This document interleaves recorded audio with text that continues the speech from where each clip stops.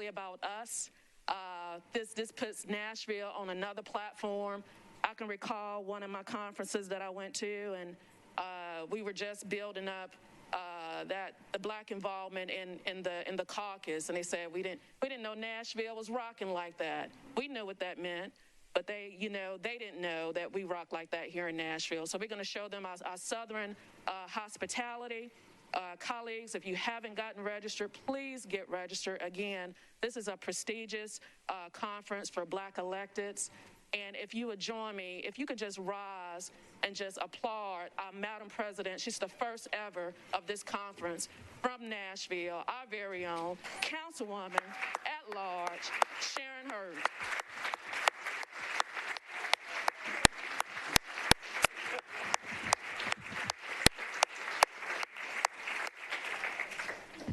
Thank you so much, Vice Mayor, for that privilege. Thank you, Councilmember Bircher. Madam President, before you walk away, do you have any details that you need to share with any of us as you start this conference? Councilmember Hurd. Thank you so much, Mr. President, and thank you so much, my friend, my colleague, and program planner.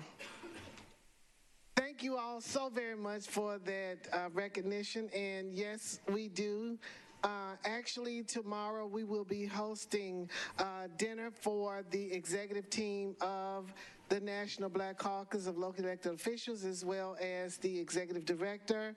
And afterwards, we will be having a reception at the Grand Hyatt in the Luna rooftop. Then on Thursday, there will be workshops. And on Thursday, lunch is going to be our speaker, Alejandra Castillo, who is the Economic Development Administrator for the White House administration. And we will also have workshops that afternoon. We will have workshops, and there will be also a reception on Thursday evening in the lobby of the Grand Hyatt that the Metro Council will be sponsoring and welcoming all of the elected officials from across the country. And then on Friday, we will continue with workshops. And Friday evening, we will be hosting the President's Gala at the National Museum of African American Music. And it's going to be fun-filled with, again, music and food and beverages and all of those good things. And on Saturday morning, we will be participating in the John R. Lewis March at 8 a.m. That's going to start at Jefferson Street and John Lewis Way. And afterwards, we will be boarding for two different tours, one to Uncle Nearest in Shelbyville, and the other is a tour of the HBCUs. And then we will close on Saturday evening at the 22nd Jefferson Street Jazz and Blues Festival being held at Fisk University. We have wonderful talent, old school, starting out with Carlton Taylor, jazz trio. Then we'll have our local band, Higher Ground. The Manhattans is coming on at 7. At 8 o'clock, we will have Mike Phillips, and 9, we're going to close it out with Bobby Rush. So when I tell you we're going to have a funky good time, we're going to have it. So y'all need to come on out and support us because, you know, the proceeds will be for the Jefferson Street Jazz and Blues Festival. And might I add, with having close to 200 people here, that means that we're going to be increasing the economic vitality of the city. Thank you very much. Thank you, Madam President. Councilmember Hurt, sounds like a very good time. We hope it goes very, very successfully. Thank you. All right, so we're ready to proceed to elections and confirmations. Councilmember Bircher is a report from the Rules Committee.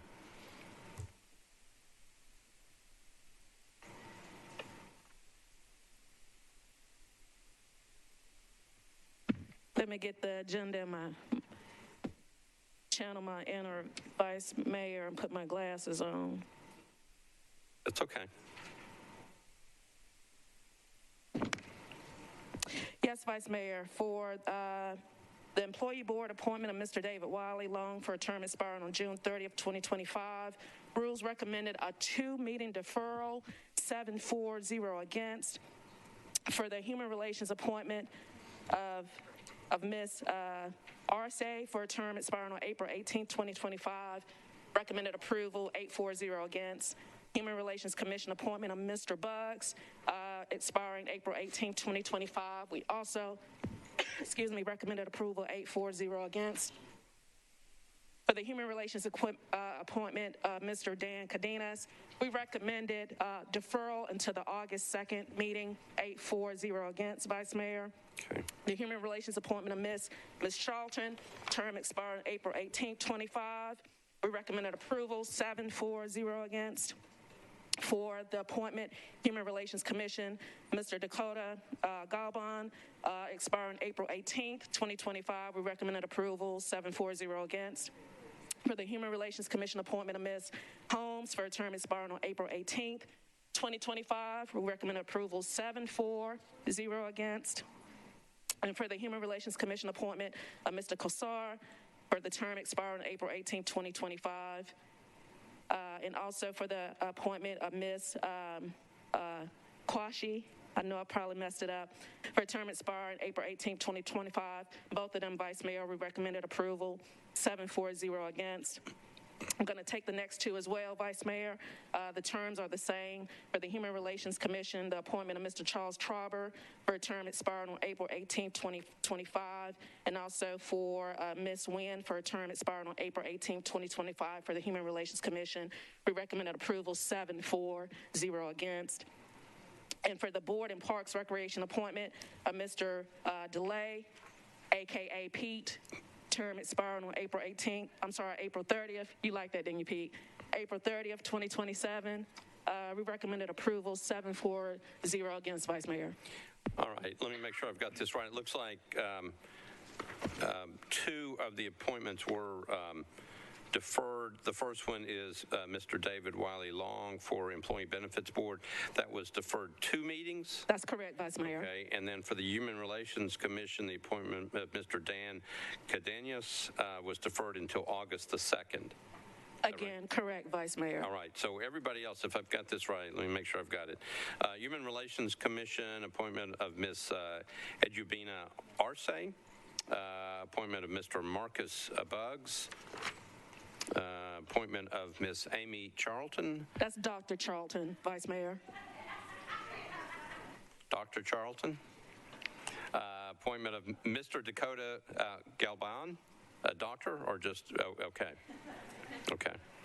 Appointment of Ms. Jenma Stringer Holmes. Appointment of Mr. Kosar. Appointment of Ms. Lorea Kwachi. Okay, thank you. Appointment of Mr. Charles Trauber, and the appointment of Ms. Alicia Nguyen. Those are all for the Human Relations Commission. And then for Mr. Pete DeLay for the Parks and Recreation Board. All those were approved by the Rules Committee. I need a motion to approve. I move for approval, Vice Mayor. Got a motion to approve all those that went to the Rules Committee, with the exception of the 2 that will be deferred. I need a second. Properly seconded. Any discussion on the motion to approve? Seeing none, we're ready to vote. All those in favor say aye. Opposed, no. You approve. Okay, so I'm going to go through the list again, and if you will, when I call your name, stand up and remain standing up, and we'll try not to mess up your names too bad. Human Relations Commission, Ms. Edubina Arce. If you would, if you're here, if you would stand up. All right, Mr. Marcus Buggs. I've got Dr. Amy Charlton. Okay. Mr. Dakota Galban. Ms. Jenma Stringer Holmes. Mr. Kosar. Okay. Ms. Lorea Kwachi. Okay. Oh, I got it. Mr. Charles Trauber. Ms. Alicia Nguyen. And Mr. Pete DeLay. Ladies and gentlemen, members of the council, will you please join me in thanking them for their service to the city?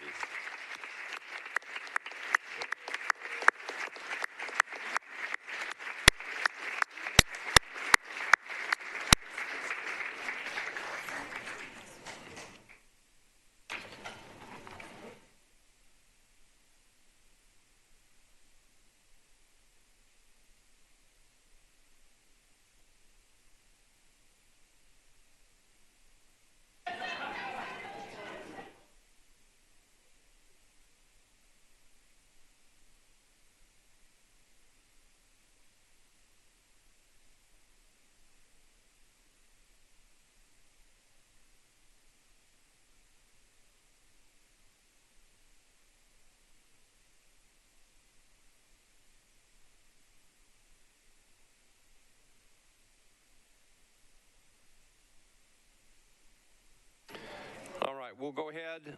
We have under Section F of the agenda, proposed rules amendment. There is a proposed amendment to Rule 54 of the Metropolitan Council Rules of Procedure. This is by Councilmember Suara. Councilmember Suara, you're recognized for your proposed rule change. Thank you, Vice Mayor. Committee reports, please. The committee reports, is that what you need? Yes. It went to the Rules Committee. Councilmember Vercher, you're recognized on Rules Committee on the proposed rule change. Thank you so much, Vice Mayor. We recommended a 2-meeting deferral, 7-4-0 against, to afford staff to do some more research as it relates to the proposed rule change. Okay, back to you, Councilmember Suara. Thank you. I'll move for 2-meeting deferral. All right, so Councilmember Suara has moved for a 2-meeting deferral on the proposed rule change to Rule 54. Properly seconded. Any discussion on the deferral? Seeing none, this is a deferral for 2 meetings. All in favor of the motion to defer, say aye. Opposed, no. This one's deferred 2 meetings. Thank you, Councilmember. Okay. Next thing up is a public comment period. It is my understanding that we had one person sign up, but that person chosen not to come, so there is nobody signed up for public comment period tonight. So we will move ahead. Before we get into resolutions on public hearing, I would like to introduce, we have an interpreter here, Mr. Castillo.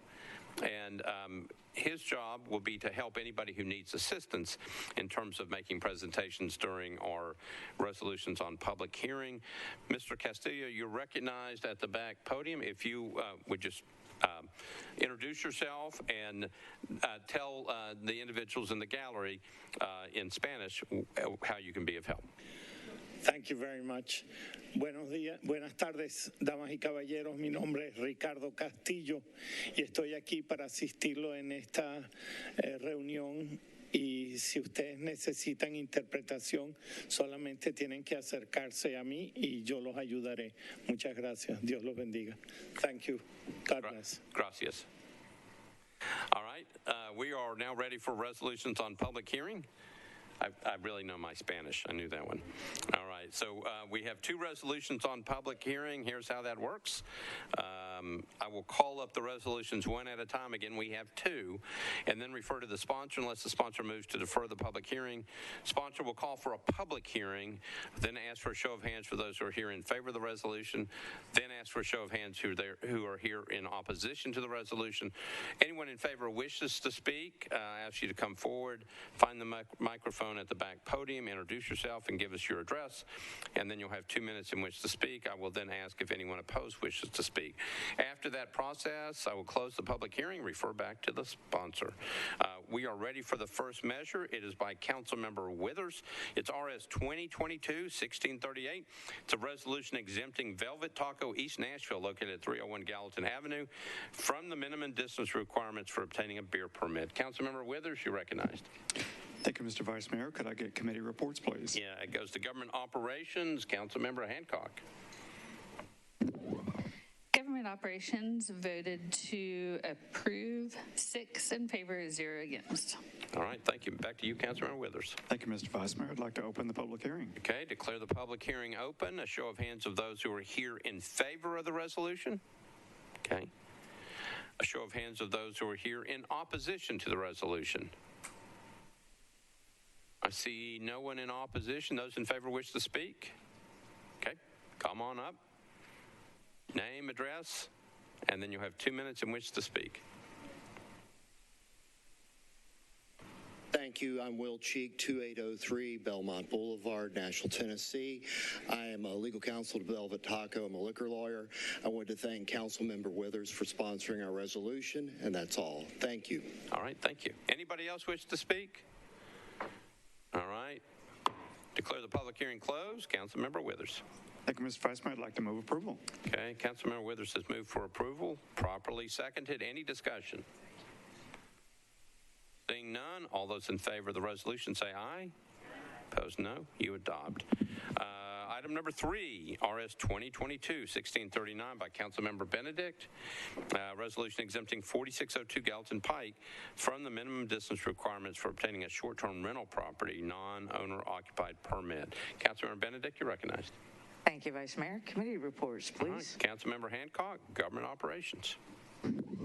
So we voted to approve 5 in favor, 1 against.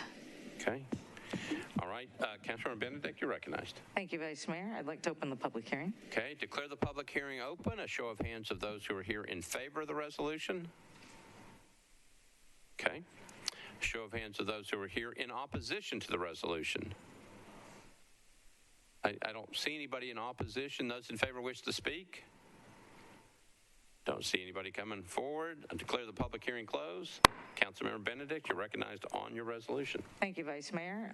There was opposition in committee, and I absolutely understand the concern from the committee member who is in opposition. And I am supportive of this resolution because it is on Gallatin Pike, which is one of the 7 pikes in the city. That's major corridor. This is for a potential short-term rental property on a property that's been vacant for quite some time. It's a 2-story building where the developer would be able to build 3+, 3.5, if you will, on our UZO properties and corridors. And so what he's looking to build is less invasive, rather, or less large than what he wouldn't be able to build by right. However, he is seeking this approval because it is within 100 feet of the Lytton Middle School. It backs up to the middle school. However, it mostly, actually, it completely touches the Lytton Alumni Center. It's just that, which is a meeting place, a historic place. But the school, the middle school itself, is within 100 feet, and so that's the reason for the resolution tonight, why this is needed. With that in mind, this is, in my opinion, I am not a fan of short-term rentals, especially in our residential neighborhoods, which, thank goodness, we no longer allow that. However, this is not residential, and if we're going to have short-term rentals in this city, this is the right place to have them. So with that, I would ask the body's approval. Thank you. All right, so Councilmember Benedict has moved approval, properly seconded. Discussion. Councilmember Roberts, you're recognized. I need to abstain on this, please. Okay, Councilmember Roberts abstains. Anybody else on this one? All right, so it got a negative vote in committee. I'm guessing it may get a negative vote pursuant to the rules. We need to go on the board. So we are voting on RS 2022-1639 by Councilmember Benedict for passage. Mr. Clerk.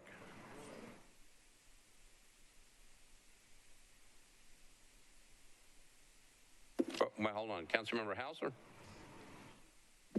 I cannot sign in. They're trying to work on it, so I can't vote on the board. All right, could we get members of the staff to check on that? They're working on it? Or hers by voice. Okay. All right, we can try this by, as long as nobody objects, we'll do it by voice vote, and on the negative vote, we'll just recognize that. Any objections to that, since we're having trouble with machines? Okay. All right, so we are voting on RS 2022-1639 by Councilmember Benedict. All those in favor of the resolution say aye. Aye. Opposed, no. Okay. Okay, so let's recognize that. Councilmember Parker votes no, and Councilmember Sledge, Councilmember Welsh, I mean, we've got more coming, Councilmember Henderson, Councilmember Stiles, did you have your hand up? Okay. Oh, Councilmember Lee, okay. So what I've got are 5 no's. I've got Councilmember Parker, Councilmember Sledge, Councilmember Welsh, Councilmember Henderson, and Councilmember Lee voting no. Anybody else? And Councilmember Roberts abstains. Anybody else? Anybody else abstaining? All right, so resolution passes with 5 no's and 1 abstention, okay? All right, that concludes resolutions on public hearing. We have a number of special guests here that are here for the naming of WeGo stations, and a number of them have come from obviously have come from outside the country. Those measures are they're found on your calendar. I believe it's items number 93. It's BL 2022-1331, and item number 94, BL 2022-1332. Is there any objection to bringing them up now, since we have special guests in, to hear those at the beginning of the calendar? Is there any objection? All right, without objection, we're going to call those two bills up. We are on BL 2022-1331. It's on page 40 of my calendar. This is an ordinance renaming the Wego Central Public Transit Station of the Metropolitan Transit Authority, located at 400 Dr. Martin L. King Jr. Boulevard, as the Elizabeth Duff Transit Center at Wego Central. Sponsored by Councilmember Suara, O'Connell, Porterfield, and a host of council members. Councilmember Suara, you are recognized. Thank you, Vice Mayor. I'd like to move for approval with a brief comment. All right, Councilmember Suara has moved for passage. Properly seconded. Back to you. Thank you. This is very historic because with this vote, the transit center will now be known as Elizabeth Duff Transit Center at Wego Central. Ms. Duff was the first female driver at Wego, and because of her heroic action, so many women follow in her suit.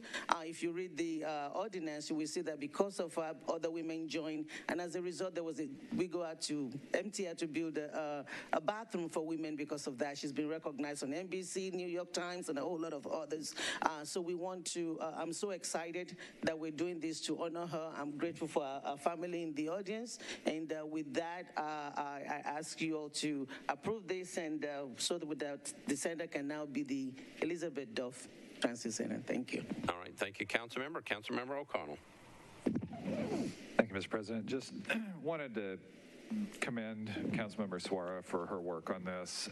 These were, for both of these facilities, and I'll just say this for this bill, these are not only appropriate renaming actions, the North Nashville Transit Center in particular is going to be a critically important community asset as we build this out. And as a former Nashville MTA board member, I'm just so pleased to be able to honor the role of transit with these specific individuals, and I think it's such a wonderful opportunity. I thank Councilmember Suara and our co-sponsors. Thank you. All right, thank you, Councilmember O'Connell. Anybody else on this one? Before we get too far, we do have special guests in the audience. If I could get you to stand, these are relatives of Elizabeth Duff. Vera P. Carter is the daughter of Elizabeth Duff. If you could stand. Seneca Duff, the son of Elizabeth Duff. And as you know, we had Elizabeth Renee Duff, age 4, the granddaughter of the late Elizabeth Duff. If she could stand too, there she is. All right, I think I got all the Duffs in there. Did I miss somebody? All right, the gentleman whose name is not on here. Harry Duff Jr. Harry Duff Jr. Harry Duff Jr. I think it's Harry Duff Jr. Mr. Duff, we're really glad that you're here. Thank you. Oh, another Duff. Okay. Harry Duff. Harry Duff. So are you the father of Harry Duff Jr.? There you go. Okay. Cousin. Okay, I got it. I can't hear. Husband. Husband. Okay.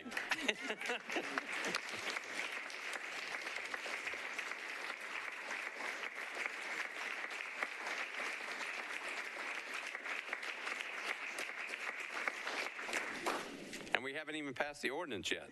All right. We're on BL 2022-1331. Again, Councilmember Suara is the lead sponsor. It's been properly seconded. She made the proper motion. Councilmember Porterfield, you're recognized. Thank you. Thank you, Vice Mayor. I would like to enact the Murphy Law if possible, and everyone voted in the affirmative. If they could be listed as a co-sponsor, I would appreciate it. There are so many sponsors on this. I think we've got everybody, but we'll go ahead and put anybody else who's voting in the affirmative as a sponsor on this one. Thank you, Vice Mayor. All right, sure thing. Anybody else? Okay, we are ready to vote. All those in favor of BL 2022-1331 for passage on third reading, say aye. Opposed, no. Bill passes. So congratulations.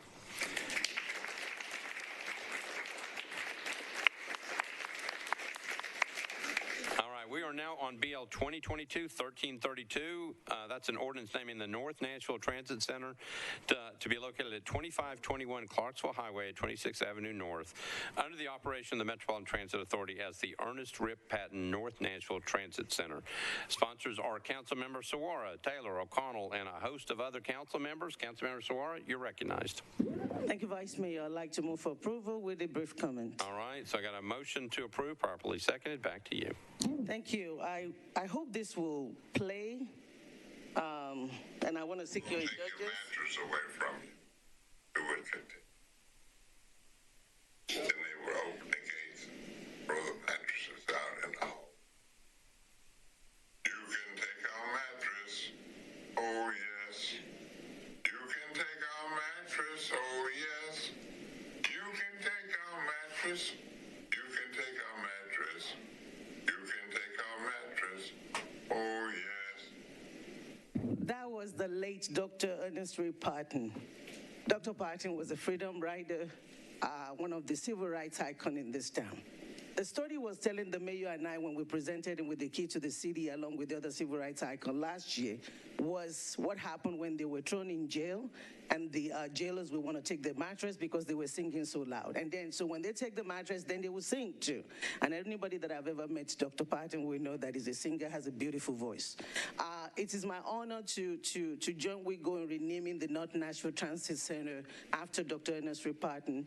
Dr. Patton works for the National Transportation Department, and in addition, he was a freedom rider. And so to name a transit center in North Nashville for somebody that went to TSU, grew up in North Nashville, was a freedom rider, worked for the Transportation Department, I cannot think of any other honor other than that. And I thank WeGo, MTA, for the work they did. It wasn't just something that I came up with. Actually, I suggested it in a meeting, but they had the community vote on it, and it was the whole entire community that said yes to this. I'm so glad that we're honoring a lot of our civil rights icons. On Saturday, Councilmember will talk about the March for John Lewis, another icon. But Dr. Patton, when you think about all those civil rights activists, is one of the few that are actually from Nashville. And I'm glad that we're recognizing him. And with that, I move for your approval. All right, so Councilmember Saguara has moved for approval of BL 2022-1332 for passage on third reading, properly seconded. Councilmember Pulley, you're recognized. Thank you, Mr. Vice Mayor. Just very briefly, I've known Rip Patton for about 20 years, and everybody knows him as a civil rights icon for what he did back in the day, but he continued his work long after that, and he gave right up until the time of his death. He had a very special relationship with my youngest son, who actually planted a tree that still resides in Rip's front yard. So he was very, very instrumental in the development of a lot of boys in my Boy Scouts troop, and continue to give right on to the end. So I'm very, very, very pleased to support this, and thank you, Councilmember Saguara, for your work on it. All right, thank you, Councilmember Pulley. All right, we do have some special guests in the audience that I'd like to recognize at this point. Michael Patton, the son of Rip Patton. Bernadette Patton, the daughter-in-law. Michelle Holt, niece of Rip Patton. James Holt, nephew-in-law. Right, and Mercedes Lytle, who is a close family friend, Mercedes. And then we had, obviously, Alexa May Patton, and we had Dante Andrew Patton. And I'm scared to ask, did I miss somebody? All right, this time I didn't miss anybody. Thank you all for being here. Thank you very much.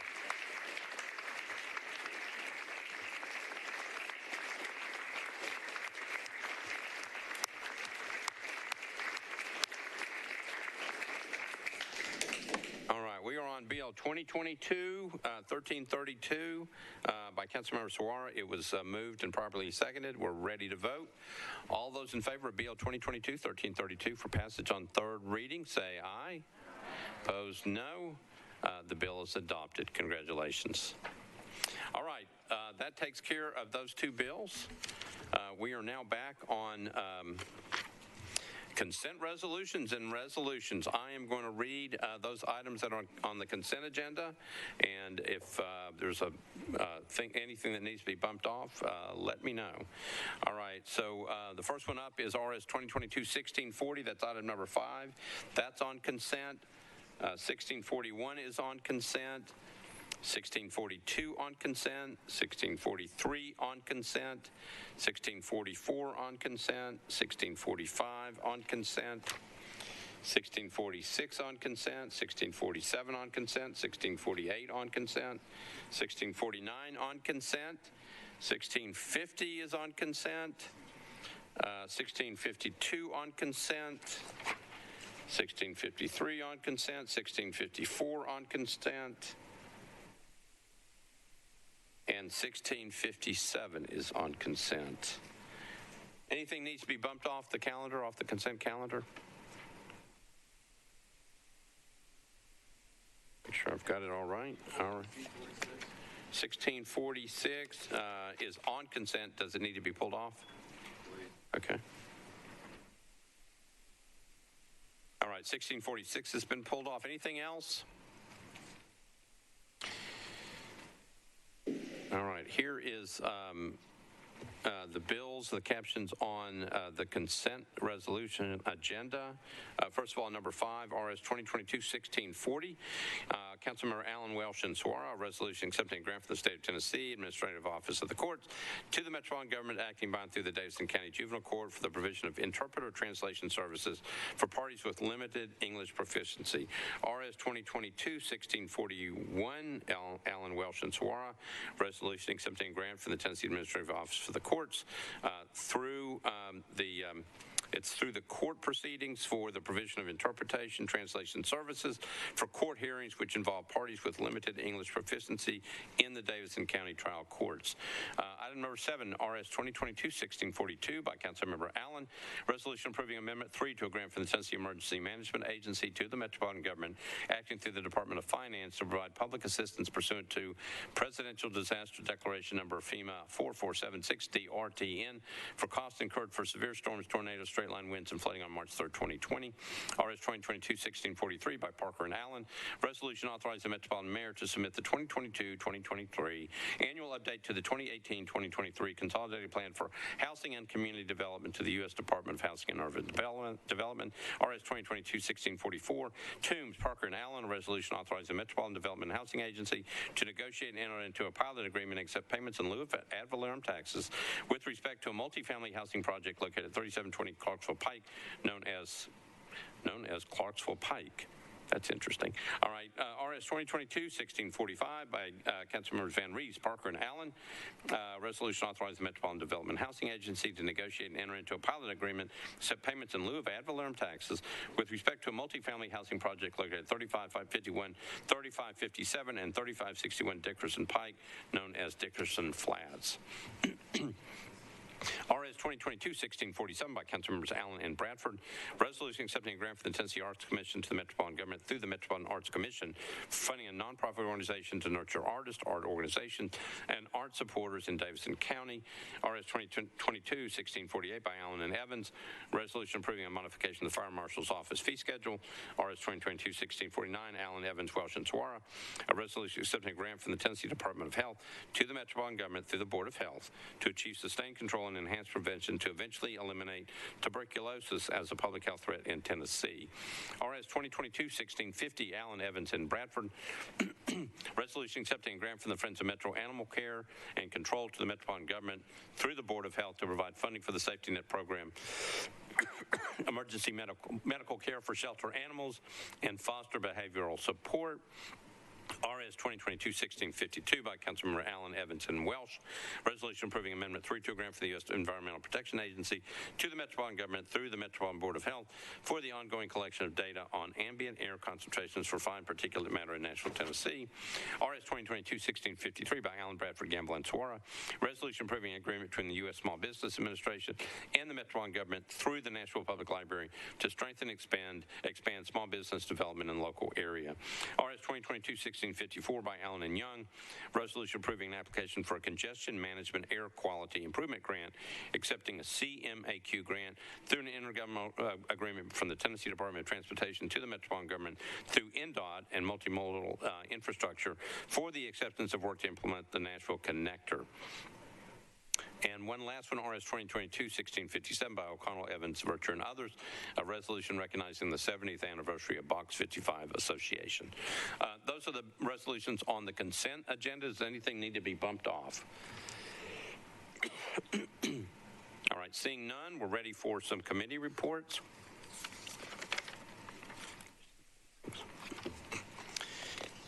All right, first one up is affordable housing. Councilmember Parker.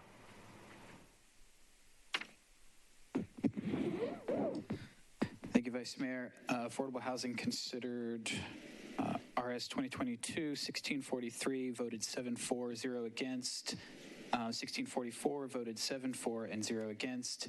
And on 1645, we voted again 7-4 and 0 against. All right, thank you, Councilmember Parker. Councilmember Allen, Budget and Finance. Thank you, Mr. Vice Mayor. Budget and Finance recommended approval for RS 2022-1640, 8 in favor, 0 against. RS 2022-1641, 8 in favor, 0 against.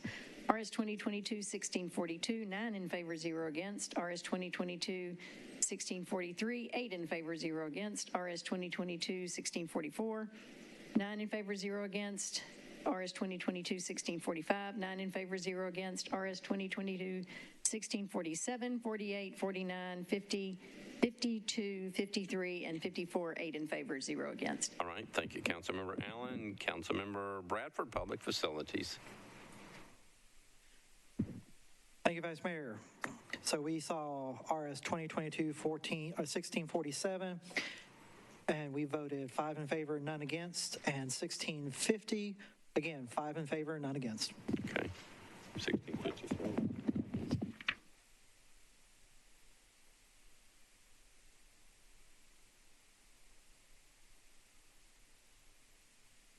That would have been right. Yeah, it was 1653, I think. Okay. Public Health and Safety, Councilmember Evans. Thank you, Vice Mayor. We considered items 1648, 1649, 1650, 1651, and 1652, and voted for all 8 in favor, 0 against. All right, thank you. Councilmember Vercher, you've got one. Yes, Vice Mayor, on RS 2022-1657, Rules, Confirmations, and Public Elections Committee recommended approval, 8-4-0 against. All right, thank you. And Transportation Infrastructure, Councilmember Young. Thank you, Vice Mayor. I feel inadequate. I only have one resolution tonight, which is rare. But RS 2022-1654 was recommended for approval by Transportation Infrastructure, 10 in favor, 0 against, and I'll move the consent agenda. All right, Councilmember Young has moved the consent agenda, properly seconded. Any discussion? Seeing none, all those in favor of the consent agenda say aye. Aye. Opposed, no. You adopt. All right, let's go back and pick up the resolutions that were not on consent. First one is item number 4, RS 2022-1590 by Councilmember Sledge. Resolution appropriating the amount of $100,000 from the General Fund Reserve Fund for the for the purchase of equipment and building repairs for various departments of the Metropolitan Government. Councilmember Sledge, you're recognized. Thank you, Vice Mayor. Committee report, please. That would be Budget and Finance. Councilmember Allen. Thank you, Mr. Vice Mayor. Budget and Finance recommended approval, 5 in favor, 3 against, and 1 not voting. All right, back to you, Councilmember Sledge. Thank you, Vice Mayor. I'd like to defer to the first meeting in September with a brief explanation. Okay, the motion is to defer to the first meeting in September. Properly seconded. Back to you. Thank you, and I'll leave the committee discussion yesterday for folks to follow up on if they want to, but as things currently stand, I want to thank the administration. I want to thank NDOT Director Alarcon, General Manager Nashville B-Cycle Elise Daniel, and the Edge Hill Public Library. What we have worked out today is that there is an existing B-cycle station that is going to be moved over to the Edge Hill Library, and it is expected to be installed before the end of August. So in doing that, that will create the access that was the intent of this legislation, in which somebody can capitalize on the partnership between the public library and B-cycle, in which they can go in, check out a fob for the B-cycle, and they can use B-cycle for free. This is available throughout our library systems. I know several of us have been trying to promote that, but as part of this, getting those actual stations, the infrastructure, as close as possible to the libraries was a goal, and was a goal of mine, particularly for the Edge Hill Library, which sits right on, literally right in the middle of the 12th Avenue South bike lanes that are under construction. So thank you, colleagues, for humoring me, and thank you to all those who I mentioned previously for working together on this. I think this will fill a critical gap in our infrastructure. And with that, I'd ask for approval of the deferral into the first meeting of September. All right, so Councilmember Sledge has moved this one, deferred this one to the first meeting in September, again properly seconded. Any discussion on the deferral motion? Seeing none, all those in favor of the deferral motion say aye. Aye. Opposed, no. This one's deferred to the first meeting in September. Next item up is item number 11, RS 2022-1646 by Council Members Allen, Porterfield, Evans, and others. Resolution requesting that the Metropolitan Employment Benefit Board assess the current availability of benefits providing transportation accommodation related costs when necessary to obtain medical treatment unavailable in Tennessee, and to extend such coverage if not currently provided. Councilmember Allen, you are recognized. Thank you, Mr. Vice Mayor. Committee reports. Went to rules. Councilmember Vircher. Thank you so much. We recommended approval, 8-4-0 against. Okay, thank you. Back to you, Councilmember Allen. Thank you, Mr. Vice Mayor. I'd like to move approval with a brief explanation. All right, so there's a motion to approve, properly seconded. Back to you. Thank you. We had a number of very eloquent speeches related to a similar resolution, or at least a related resolution, in response to the recent Supreme Court ruling, and I will never be able to do justice to the impassioned speeches that were made. So I'm going to talk data like I always do, and hope that my colleagues will help me out on the importance of this issue. This data simply asks the Employee Benefit Board to look at our current benefits and to determine if they already cover travel expenses to go outside of the state for benefits that are not available in the state of Tennessee. And as we know, there is now a limit on some important maternal reproductive health procedures. So there is ample data that shows that there is a strong connection between increased maternal mortality and restricted access to reproductive health. And as a city that values life, it's appropriate for us to respond to the Supreme Court ruling to ensure that Metro employees have access to needed health care. This resolution asks just for the board to determine if the benefits cover that travel and accommodations, and if it doesn't, then to study what would be a reasonable response for us to cover. There are times when women have to make difficult choices, and that is sad. But when we have to make those difficult choices, they need to be able to do that safely, and I ask for your support for this bill. All right, thank you, Councilmember Allen. Councilmember Hauser, you're recognized.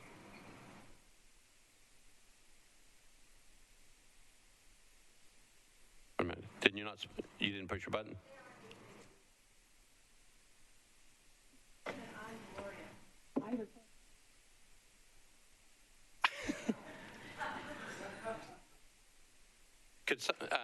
So I'm having trouble hearing. Can you, Councilmember Welsh? I'm picking. The system is calling me Gloria. I requested to speak, and Gloria popped up, and I didn't, and I withdrew and did it again. So it's calling me Gloria. Well, Councilmember Gloria, do you want to say anything or not? Yes, I do, Mr. Vice Mayor. Thank you very much. This is a very, very important thing that I think that we as a body get on record and support. Women's reproductive health care is health care one way and another, in any and all ways. And the fact that an illegitimate court is stripped a right, or is attempting to strip a right from women, is wrong, and we should not abide by that. Women in the state of Tennessee, women in Nashville should not have less access to health care to take care of the needs that they have now and in the future than women in other states. We can't have the rights of people being at the whim of illegitimate power grab by an illegitimate court. So I really think that it's very, very important that we get on record that we will make every effort to assure that women who need reproductive health care, whatever that is, up to and including an abortion, we will provide that coverage. This is not a coverage that the city of Nashville pulled. This was coverage that's being pulled out of our hands by people who have no right to be taking that from us. So I think that it needs to be very clearly stated that we will take care of the needs of all of our Metro employees. When they have needs, we will find a way to provide those needs because that is what our job is as a body and as a city. So I ask my colleagues to support this. All right, thank you, Council Member. I'm just going to tell you what's happening up here. Councilmember Porterfield was actually next, but by the time I look back around, she had fallen to third on the list. So are you okay with that? So I've got Councilmember Nash next, and then Councilmember Benedict, and then Councilmember Porterfield. Councilmember Nash, you're recognized. Thank you, Mr. Chairman. You remember at our last meeting, I said that abortion ought to be legal with some restrictions, and they ought to be safe. And they ought to be rare. And I think if I heard Berkeley or Councilmember Allen correctly, I think her bill does that, or at least helps aid that. So I support that. I would caution some of my members, though, about using things like an illegitimate court. We have the other side that's saying we have an illegitimate president. And I think that's the kind of rhetoric that kind of goes a little bit over the top, and I think we need to be careful. I think we'll get more cooperation maybe from other folks where we need to get some cooperation to deal with this issue. All right, Councilmember Benedict, you're recognized. Thank you, Vice Mayor. I don't have any prepared remarks for this tonight, but what I do want to reiterate is that 2 weeks ago I said to this body in this room here that I will support any woman. I am with her who wants to be in charge of her body as well she should be. There's not one single person on this planet who should have dominion over any other person's body. And in that ilk, we need to do all that we can, I believe, to help Metro employees and Metro employees' dependents have free and fair access, or maybe not free, but underneath our health care plan, access to the medical necessities that they need. That may be an IUD, that may be birth control pills, that may be an abortion, that may be a lot of different things, but regardless, I deserve to make medical decisions for my own body, and our employees and dependents, their dependents, ought to be able to do the same. This resolution does not authorize that, but rather this resolution authorizes the benefit board to assess that. And with that, I hope that this entire body supports, just like we do with many other pieces of legislation, supports looking at something and studying something and seeing if it's something that we can do and that our residents and taxpayers support. And in that regard, I hope that everyone supports this bill. I will say that I am committed to making sure that women in this country, women in this state, and most importantly, women in this city and in my district have access to anything that they need to have complete freedom over their body. This is something that will help our Metro employees and their dependents have access, or potentially have access to that. And so I would ask this body to support this. And again, anything that anyone in this country is doing to take away my ability to make a decision with my doctor to do whatever it is that I want to do with my body, I would say that anyone who thinks that they should be able to do that to my body, think about what it means for me to do that to your body. For me to have dominion over your body is completely unacceptable. And likewise, it's unacceptable for you to have dominion over mine. With that, I hope that everyone will support this resolution, and thank you, Vice Mayor. Thank you, Council Member. Council Member Porterfield. Thank you, Vice Mayor. I will be very brief. As a woman who is of reproductive age, obviously, this is something that's very personal to me. I've spoken out a lot about this.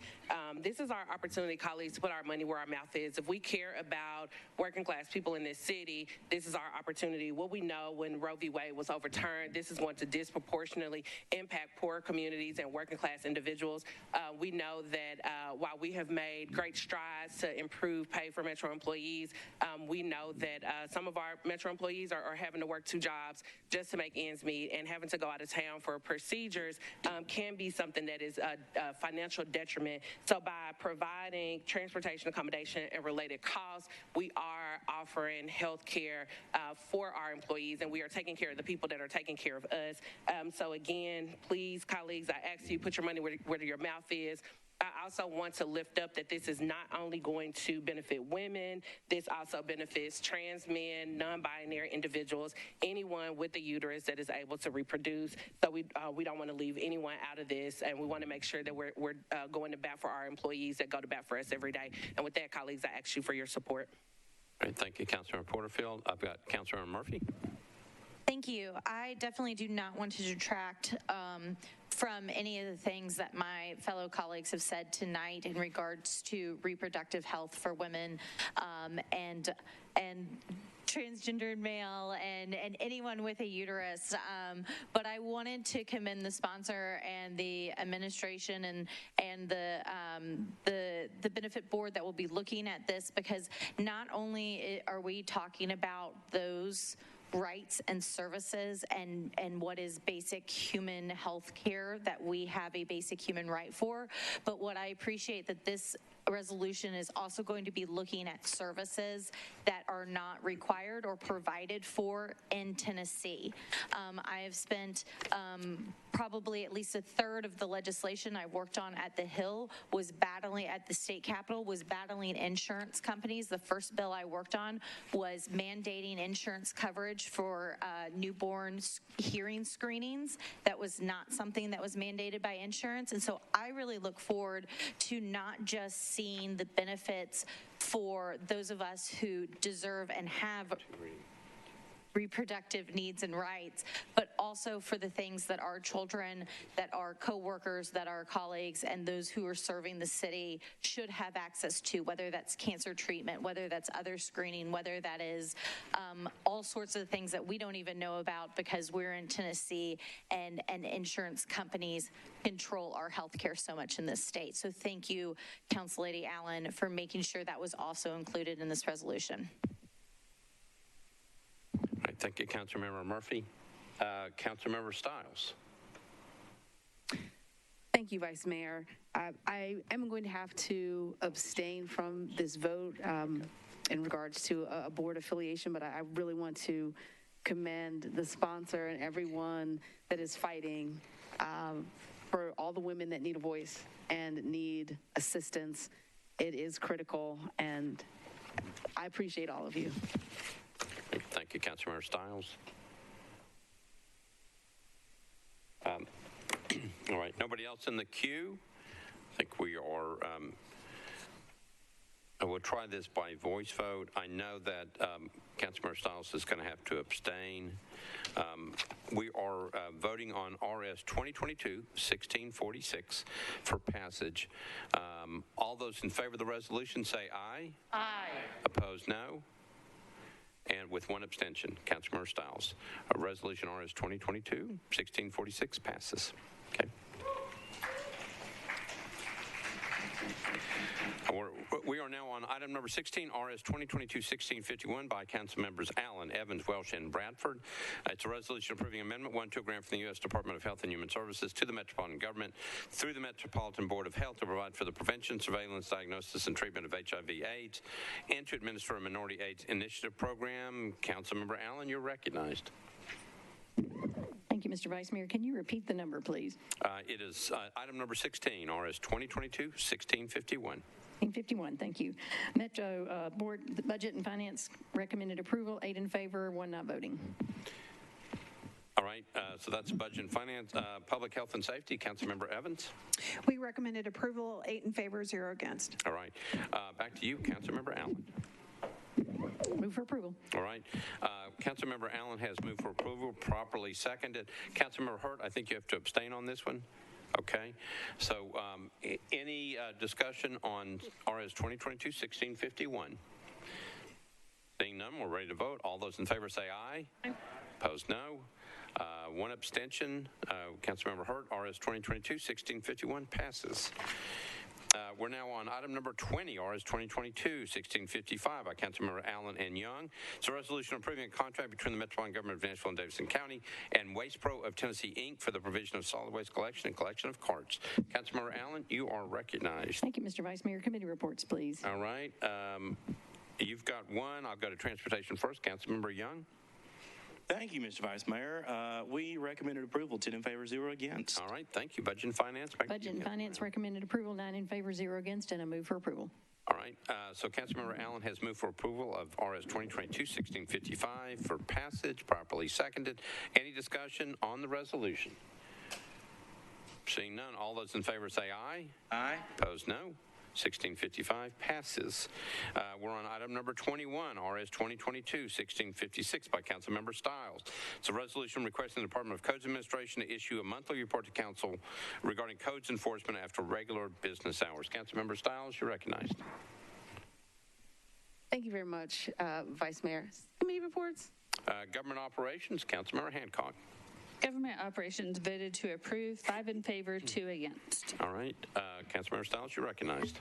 I would like to move for approval with a brief comment. All right. Councilmember Stiles has moved for approval, properly seconded. Back to you. Thank you very much. So this is a request for a separate report. This is different from your monthly district code reports that you would receive.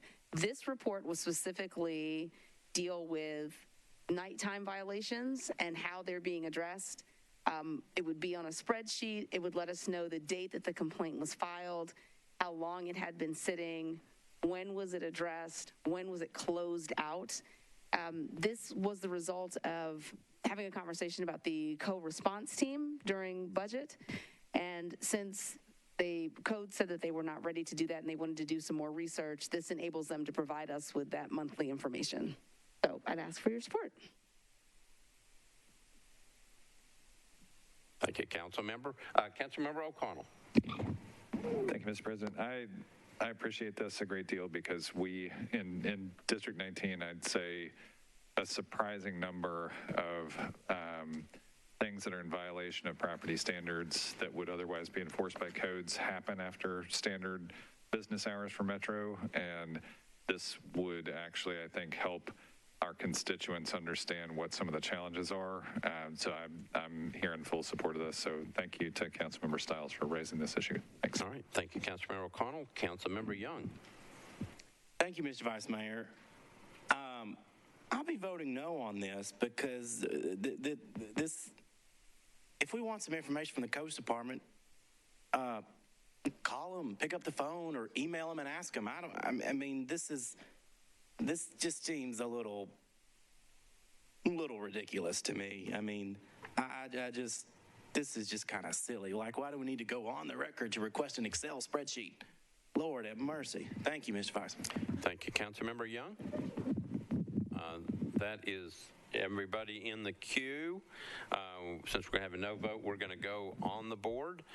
Let me tell you where we are. We're on RS 2022-1656 by Councilmember Stiles. This is a motion to approve. It was properly moved and properly seconded. So we are ready to vote. Again, with a negative vote, we're going to go on the board. Mr. Clerk, you ready? All right.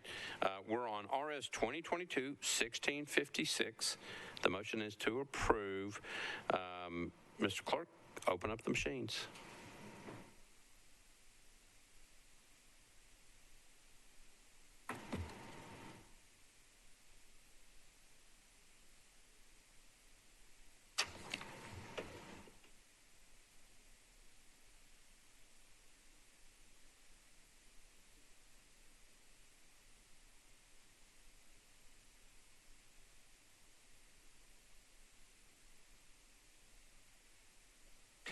All right, Mr. Clerk, close the machines, take the vote.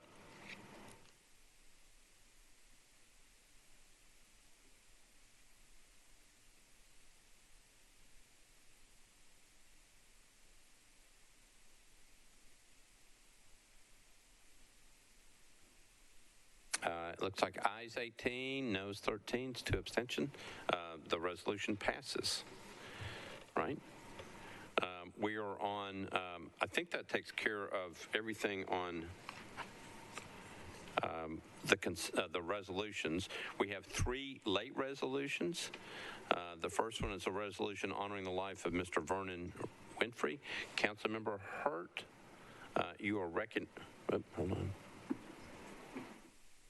President, I just wanted to stand to ask my colleagues to support this resolution. As you all know, Mr. Winfrey passed away a couple of weeks ago, and he was funeralized last week. We did provide a proclamation from the council, for which I am grateful for those of you who signed on to it.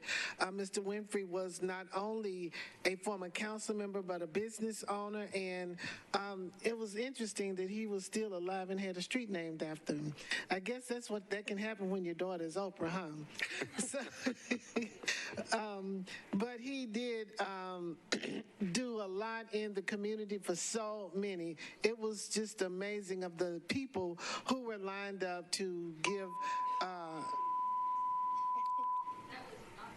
think that was from many people ago, so keep going.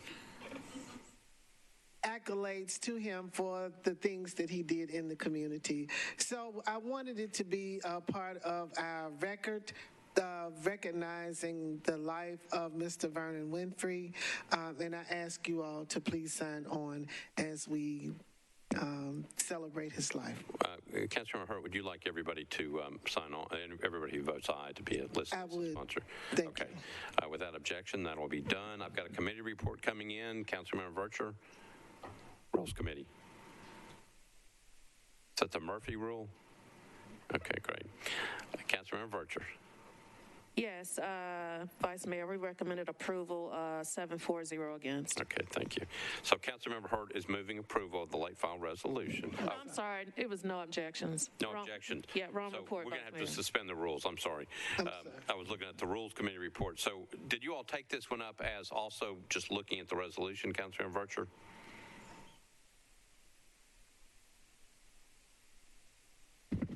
We did. We looked at the emergency filing and the resolution content. Okay. All right. So what we've got is that you're going to need to suspend the rules to get this one before us. I move to suspend the rules. All right. So is there any objection to suspension of the rules to get this before us tonight? Seeing none, rules are suspended. So Councilmember Hurt. I move for approval. Councilmember Hurt moves for approval, properly seconded. Councilmember Sawara, you're recognized. Thank you, Vice Mayor. I will not take a lot of time. I had the pleasure of meeting Mr. Winfrey when I was running for office. I did not know him for long. But he was a gentle soul and a very wise man and very welcoming. And it was beautiful to just hear what everyone that was in the neighborhood had to say about him. And he has a legacy outside of having a very famous daughter. People love him for him and for all that he did in the community. And that was just so beautiful to hear everybody and to see everyone that came out to support him. And one thing that also stood out for me also was the relationship that he does have with his daughter. To learn that his daughter actually has been here for a month taking care of him shows the kind of father that he is. To his daughter and also to the people in the community. And with that, I'm glad that we are honoring him on the floor, and I ask for your support, or I know you're all going to do. Thank you. All right. Thank you, Council Member. All right. That completes people in the queue. We're ready to vote. This is This is a late file resolution honoring the life of Mr. Vernon Winfrey. We are ready to vote. All those in favor of the resolution say aye. Opposed, no. Resolution's adopted. All right, the next we have another late file resolution. This is by Councilmember Allen and Evans. It's a resolution approving a correction to Amendment 1 to a grant from the Tennessee Department of Finance Administration to the Metropolitan Government through the Office of Family Safety to fund staffing positions to help manage the multidisciplinary needs of its clients. Councilmember Allen, you're recognized. Thank you, Mr. Vice Mayor. Committee reports, please. All right, let's go to rules because it was late filed. Councilmember Vercher.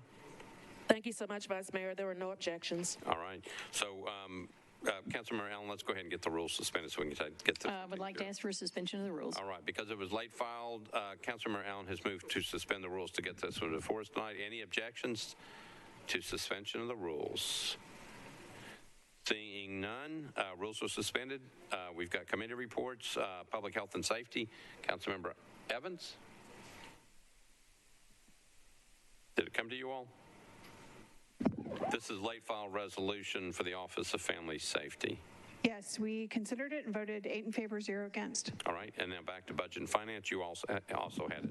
Budget and Finance recommended approval, 9 in favor, 0 against, and I move for approval. All right, Councilmember Allen has moved for approval, properly seconded. Any discussion on this one? Seeing none, all those in favor of the late file resolution regarding the Office of Family Safety, all those in favor say aye. Opposed, no. This one's adopted. And then one last one. Oh, we've got two more. This is also by Councilmember Allen. Resolution approving the assignment and amendment of a contract between the Metropolitan Government of Nashville and Davidson County and Red River Waste Solutions, LP, to Platform Waste Solutions, LLC, for the provision of solid waste collection. Councilmember Allen, you're recognized. Thank you, Mr. Vice Mayor. Committee reports. All right, I'm going to go to rules. Councilmember Vercher. Thank you so much, Vice Mayor. There were no objections to this late file. All right. Thank you, Councilmember Allen. You'll need to suspend the rules. So I would like to suspend the rules, please. All right. Any objection to suspension rules to get this one before us tonight? Seeing none, rules are suspended. You've got committee reports in. Transportation, Councilmember Young. Thank you, Mr. Vice Mayor. We recommended 10 in favor, 0 against. All right. Thank you. Back to you, Councilmember Allen. And Budget and Finance recommended approval, 9 in favor, 0 against, and I move for approval. All right. Councilmember Allen has moved for approval of this late file resolution. Properly seconded. Any discussion? Seeing none, all those in favor say aye. Aye. Opposed, no. You adopt, and we have a late file resolution. Okay. All right, this is a resolution by Councilmember Hall, a resolution supporting District 1, the Bordeaux community and its residents, and condemning any future environmentally unsound infrastructure development and services in the district. Councilmember Hall, you're recognized on your late file resolution.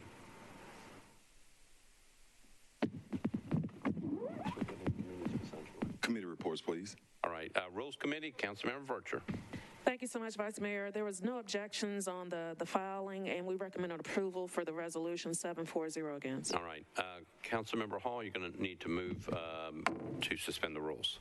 Yes, sir. I move to suspend the rules, Vice. All right. So Councilmember Hall has moved to suspend the rules. Is there any objection to suspension of the rules? I see one hand. I see two hands. All right. So there is objection. So Councilmember Hall, this one will just show up on the next agenda. Okay, thank you. All right, I believe that's the last of the late file bills. Okay, all right. We are now on bills on introduction and first reading. If there's no objection, we'll take everything at the same time. Is there anything that needs to come off of first reading? Anything? Seeing none, I'll need a motion to approve bills on first reading. Got a motion properly seconded. All those in favor of bills on first reading say aye. Opposed, no. Bills on first reading pass. We are now on bills on second reading. We have a consent calendar. Thank you. These are the bills on the consent calendar. The first one is item number 33, BL 2022-1329 is on consent. 1345 is on consent. That's item number 36. Number 37, BL 2022, 1348 is on consent. 38, BL 2022, 1350 is on consent. 1353 is on consent. That's item number 41. Item number 42, item BL 2022-1354 is on consent. And item number 43, BL 2022-1355 is on consent. Anything needs to be bumped off the consent calendar?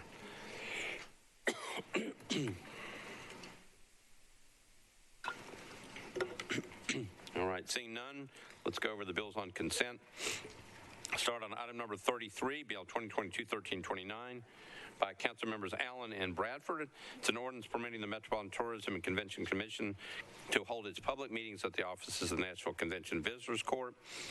Next item, item 36, BL 2022-1345 by Evans and Young. Ordinance to amend Title 15 of the Metropolitan Code, Water, Sewers, and other public service regulations pertaining to private fire hydrants. Item number 37, BL 2022-1348 by Councilmember Withers. Ordinance adopting property identification maps for the Metropolitan Government of Nashville and Davidson County, which shall be the official maps for the identification of real estate for tax assessment purposes. BL 2022-1350, Syracuse, Withers, and Young. Ordinance authorizing the Metropolitan Government of Nashville to negotiate and accept permanent easements for the Fairway Drive Stormwater Improvement Project for two properties located at 12 Fairway Drive and 2418 Dennywood Drive. Next item, item 41, BL 2022-1353 by Withers and Young.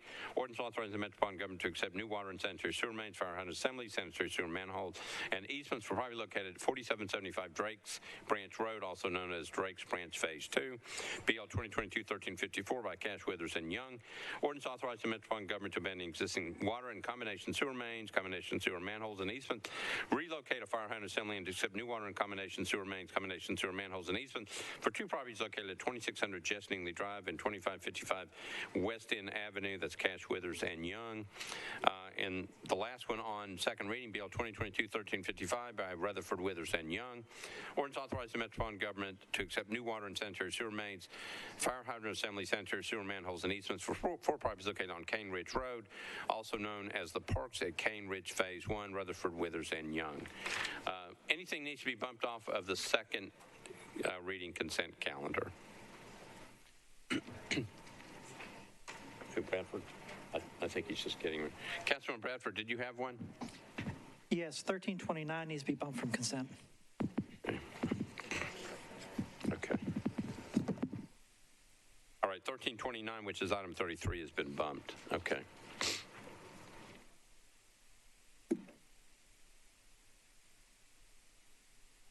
All right, let's get some committee reports in.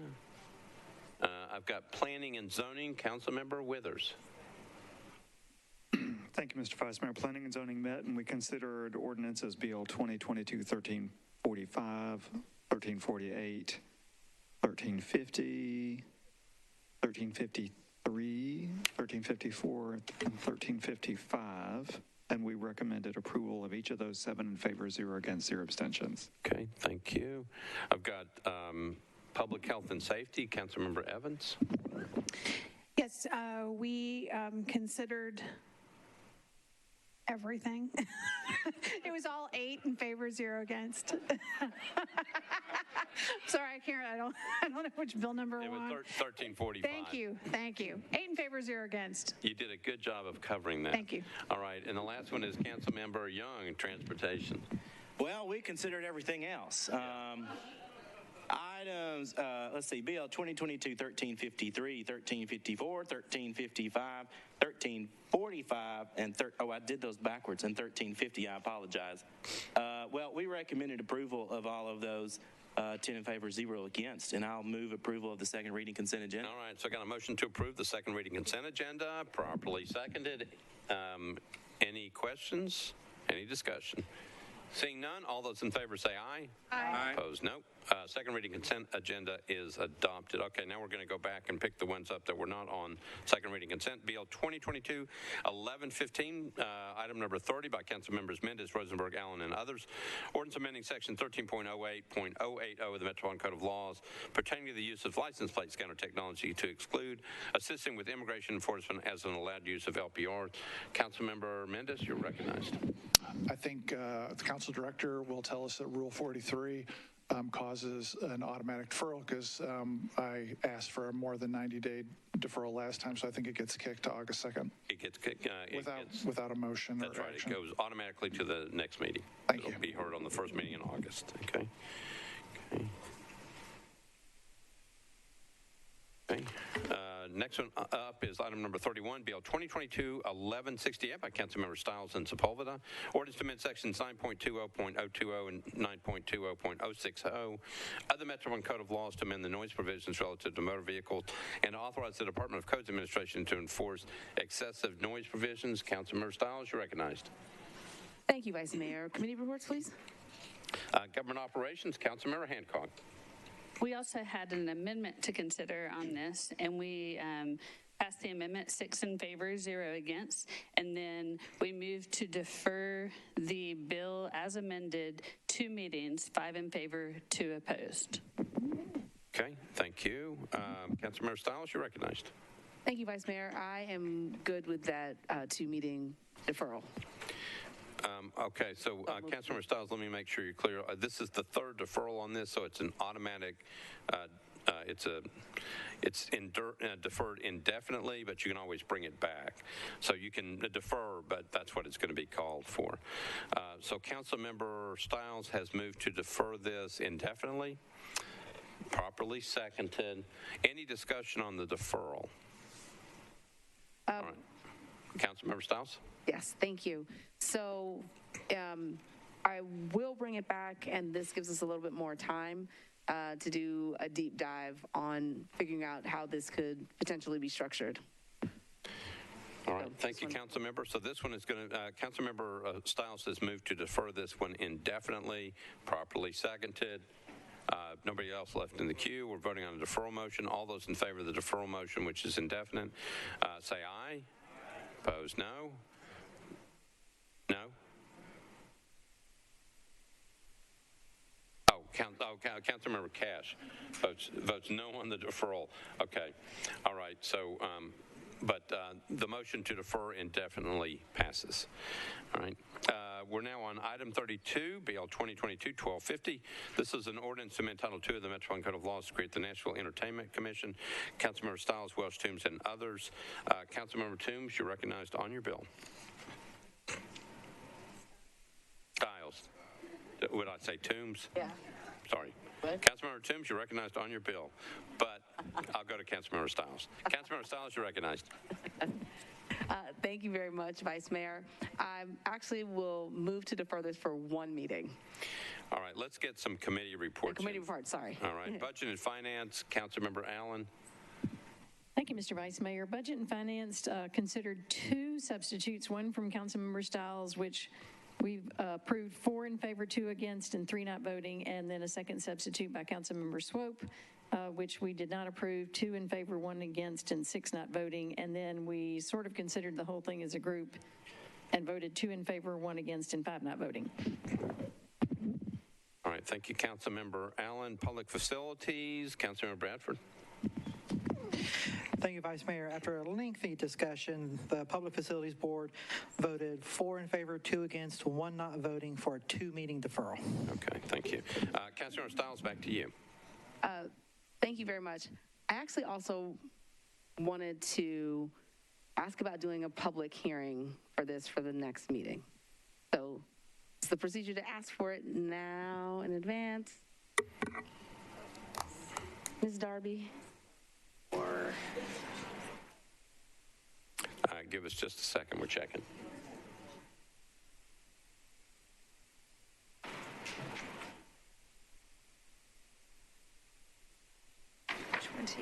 Public hearing on zoning. Yeah.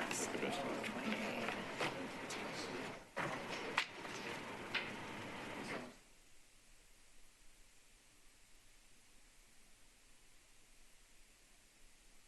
Councilmember's motion by 2/3 vote of the council members present at such a meeting to allow such motion shall specify the subsequent meeting at which the public hearing is to take place.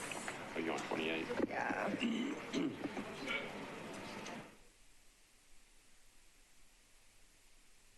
You can make a motion. It will require 2/3 vote. You will need to designate the meeting at which you expect the public hearing to take place. And noted that this deferral will be a 3rd deferral, and therefore it will be indefinite, so you will have to ask to have the matter put back on the agenda. All right, so Council member, what we're looking at is Rule 28. Thirds vote. So what it says is members of the public may address the council in a public hearing format regarding a specific resolution or ordinance when a public hearing is not otherwise required by law. If the council approves a council member's motion by a 2/3 vote of the council members present at such meeting to allow members of the public to address the council, such motion shall specify the subsequent meeting in which the public hearing is to take place. So council director is saying you'd have to have a motion to have a public hearing, and it has to have a date certain so we can notify people. All right, so Councilmember Stiles, you're recognized. So I would like to do public hearing for our next meeting, was the first meeting in August, and move for approval for having the public hearing. Okay, so it'd be on a public hearing night. At a public hearing night? Yeah. Can we not do it? So what we're talking about is that's a regular public hearing night for zoning bills. I think you can have it then. Can't. Yeah. So she can't do it at the next meeting. Because she has to do Yeah. something that night, right? I think it's going to need to, it would need to be put on whatever agenda she wants to have the meeting come back. Goodness. So whatever meeting she wants to put it back on, but doesn't have to be deferred, automatically deferred once after that. Councilmember Stiles, can you come up here for just a minute? Everybody just hold on a second. We're trying to make sure we've got this correct.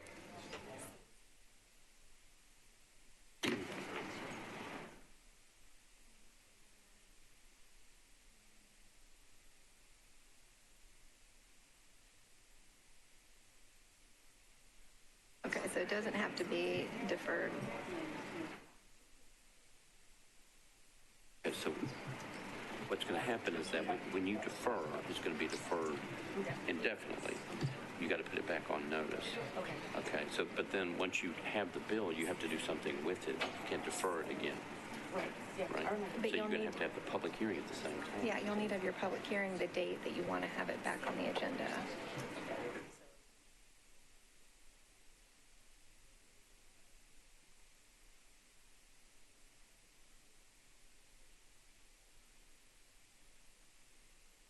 I think it takes a while to send the notices, do you know? Okay. See, this is a little unique because it's a bill. It's not a public hearing. Okay. So as long as it's on the agenda, it's a public hearing. Yeah. You don't have to send out email notices, correct? You just put it on the agenda. We just put it on the agenda. We don't put notices out. Okay. It also, if you move it on second reading, it will no longer be amendable. Right. So if someone public hearing, you won't be able to add that as an amendment. Without suspension of the rules. You have to suspend the rules. You have to suspend the rules, but that's not a given. So you need to know, I mean, right now, the issue is because it's going to be deferred indefinitely, and you're going to have it back on the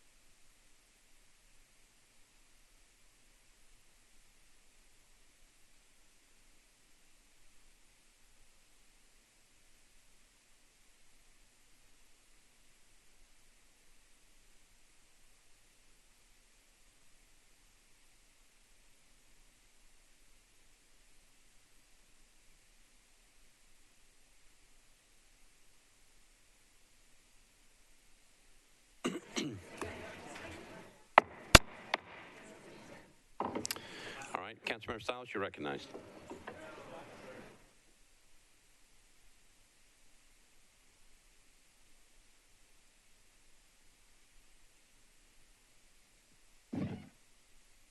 Okay, Vice Mayor, so I would like to move for the public hearing. All right, so Councilmember Stiles is moving to hold a public hearing on this particular bill. It has to have a designated date. The first meeting in August. The first meeting in August.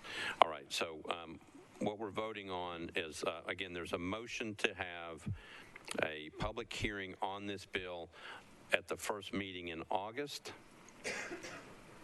Properly seconded. Discussion on the concept of having a public meeting, a public hearing on the bill. So I'll go to Councilmember Stiles first.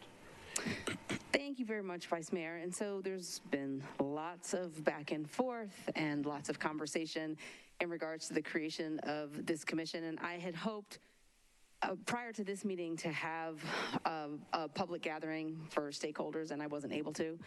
So I'd like to do this public hearing to give them the chance to speak publicly on the record. We've received a lot of emails, but it seems like there needs to be a little bit more information provided, and I think if they come in person, we'll be able to get that information. All right, so the motion is, again, this is under Rule 28. It's going to require a 2/3 vote of the council members present at this meeting. The motion is to have a public hearing. Discussion, Councilmember Murphy, you're recognized. I would like to call the question.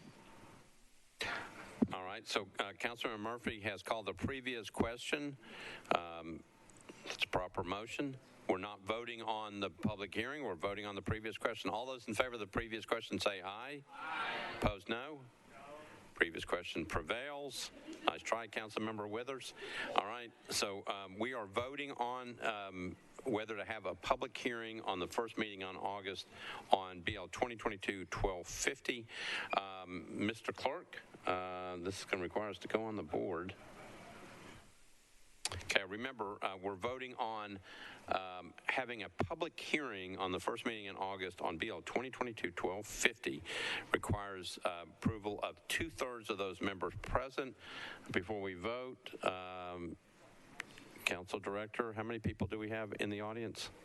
I mean, in the chamber? I think 36, but Sean, yeah, 36. We have 36, so 24. So we will need 24 votes in the affirmative to have a public hearing. Okay. All right, Mr. Clerk, you ready? All right, open up the machines.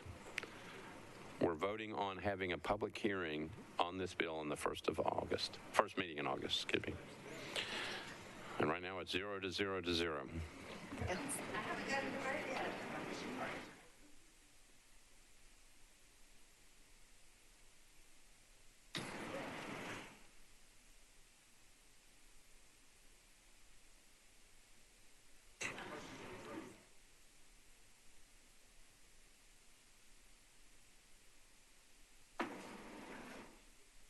Is it open?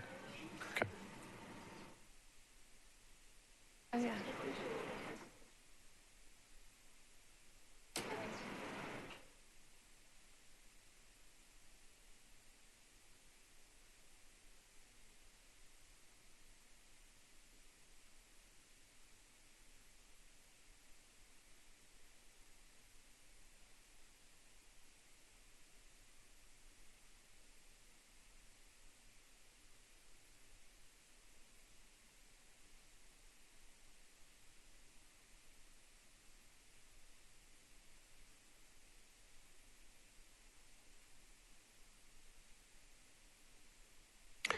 I think it's working.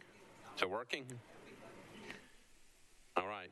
We're voting on whether to have a public hearing on BL 2022-1250.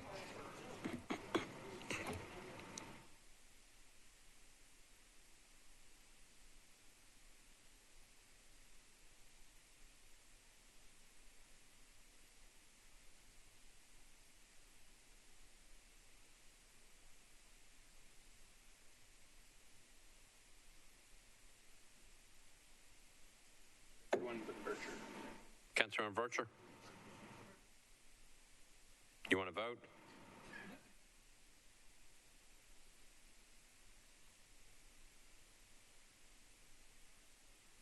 Good to go. Mr. Clerk, close the machines, take the vote.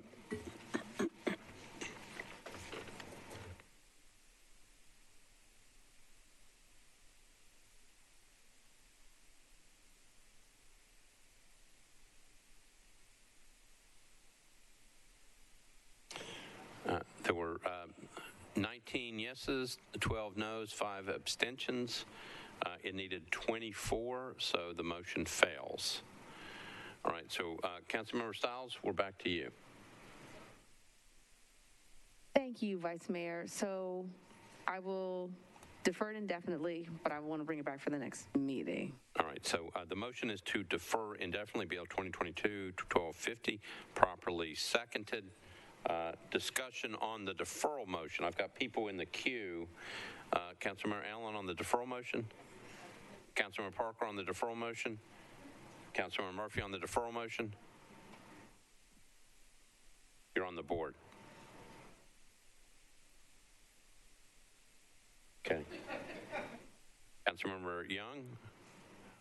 Okay. All right. So we're on the deferral motion. This is a defer indefinite motion. Properly seconded. All those in favor of the motion to defer indefinitely say aye. Opposed, no. I don't think. Well, it's close enough. All right. We're going to go on the board. It was just hard to tell. All right, so this is a motion to defer indefinitely Bill 2022-1250. If you want to defer indefinitely, then you would vote aye on the motion. If you don't want to defer indefinitely, you would vote no.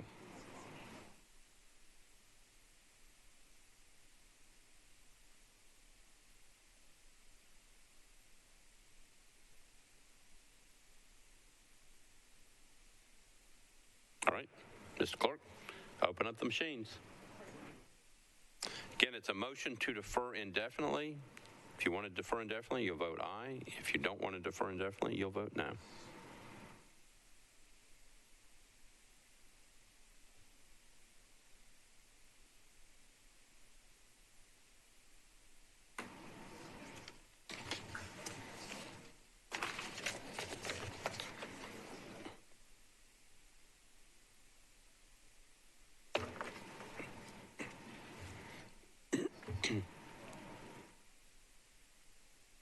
Good. All right. Mr. Clerk, close machines, take the vote.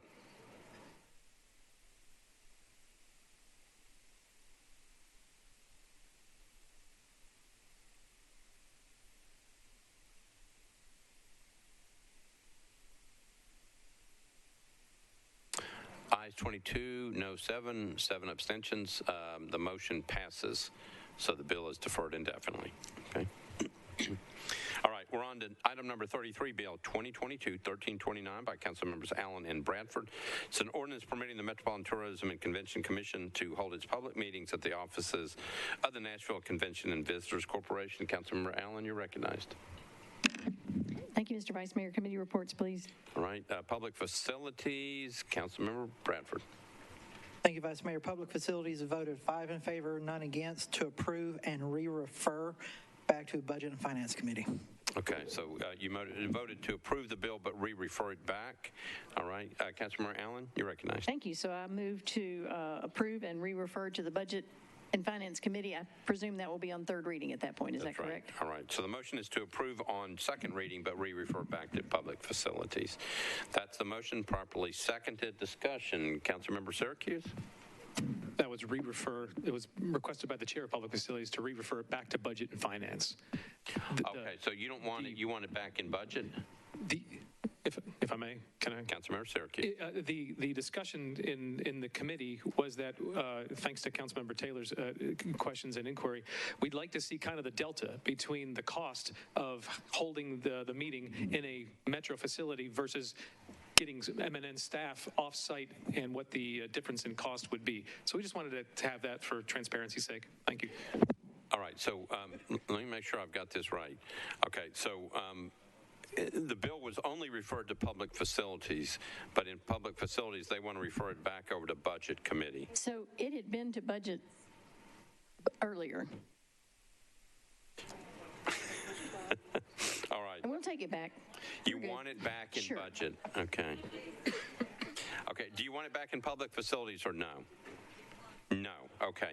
So the motion is to approve on second reading and send it back to the Budget Committee next meeting on third reading. Okay. Properly seconded. Any discussion on that very confusing discussion? Seeing none, we're ready to vote. All in favor of the motion, say aye. Aye. Opposed, no. You adopt.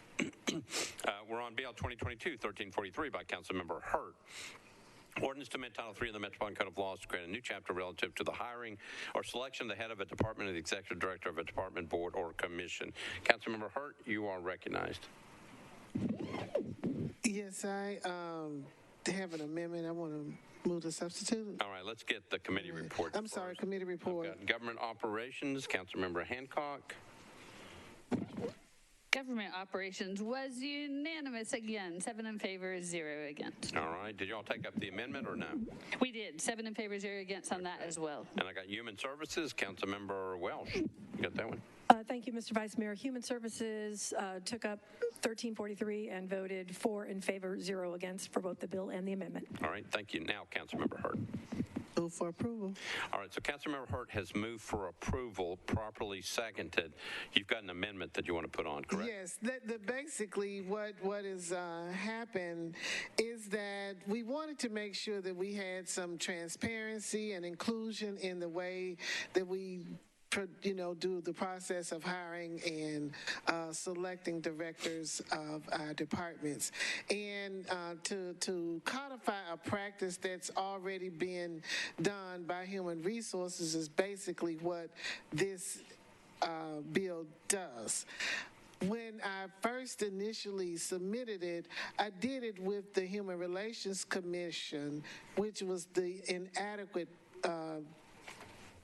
department. It should have come out of Human Resources because they do have someone working in Human Resources to do this work. So the amendment is to change from the Human Relations Commission to Metro Human Resources. All right, so Councilmember Hurt is moving the amendment. I'm moving the amendment. Properly seconded. She's discussed the amendment. Discussions on the amendment. All right, I've got a motion and a second on the amendment. We're ready to vote. All those in favor of the amendment say aye. Aye. Opposed, no. Amendment's adopted. Councilmember Hurt, you're on your bill as amended. I'm ready to move as amended. Councilmember Hurt moves her bill as amended, properly seconded. Any discussion? Seeing none, all those in favor of the bill as amended say aye. Opposed, no. Bill passes as amended on second reading. Thank you, Councilmember Hurt. Item number 35, BL 2022-1344 by Councilmember Hall. This is an ordinance amending Title V of the Metropolitan Code to establish a development impact fee. Councilmember Hall, you're recognized. Vice Mayor, I believe this is deferred by rule. It's automatically referred. Automatically deferred. That's right. Okay, sorry. All right, so we're moving on.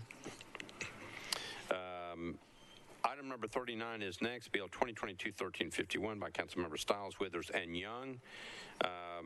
This is an ordinance authorizing the Metropolitan Government of Nashville and Davidson County to abandon public utility easement rights. Property located at 4101 William Turner Parkway, formerly a portion of Old Cane Ridge Road. Councilmember Stiles, you're recognized. Thank you, Vice Mayor. Committee reports, please. I've got Planning and Zoning, Councilmember Withers. Thank you, Mr. Vice Mayor. Planning and Zoning voted to defer indefinitely, 7 in favor, 0 against, 0 abstention. All right, Transportation, Councilmember Young.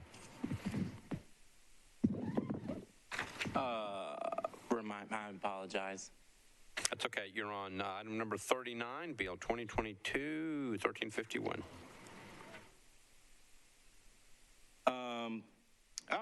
We recommended approval, 10 in favor, 0 against. Okay. All right, Councilmember Stiles, you're recognized. Yes, so move for the indefinite deferral. There are some things that are being worked out right now with TDOT on this site, so we have to wait. All right, so the motion is to defer indefinitely. Yes. Properly seconded. Any discussion on the motion to defer indefinitely? Seeing none, all those in favor of the motion to defer indefinitely say aye. Aye. Opposed, no. Motion is adopted. We're on item number 40, BL 2022-1352 by Councilmember Murphy, Withers, and Young. Ordinance authorizing the Metropolitan Government of Nashville and Davidson County to relocate a fire hydrant assembly for property located at 17 White Bridge Pike, also known as Chewy's White Bridge Pike Restaurant. Councilmember Murphy, you're recognized. Committee reports. I got Planning and Zoning. Councilmember Withers. Thank you, Mr. Vice Mayor. Planning and Zoning recommended approval, 7 in favor, 0 against, 0 abstention. All right, Transportation, Councilmember Young. Councilmember Young.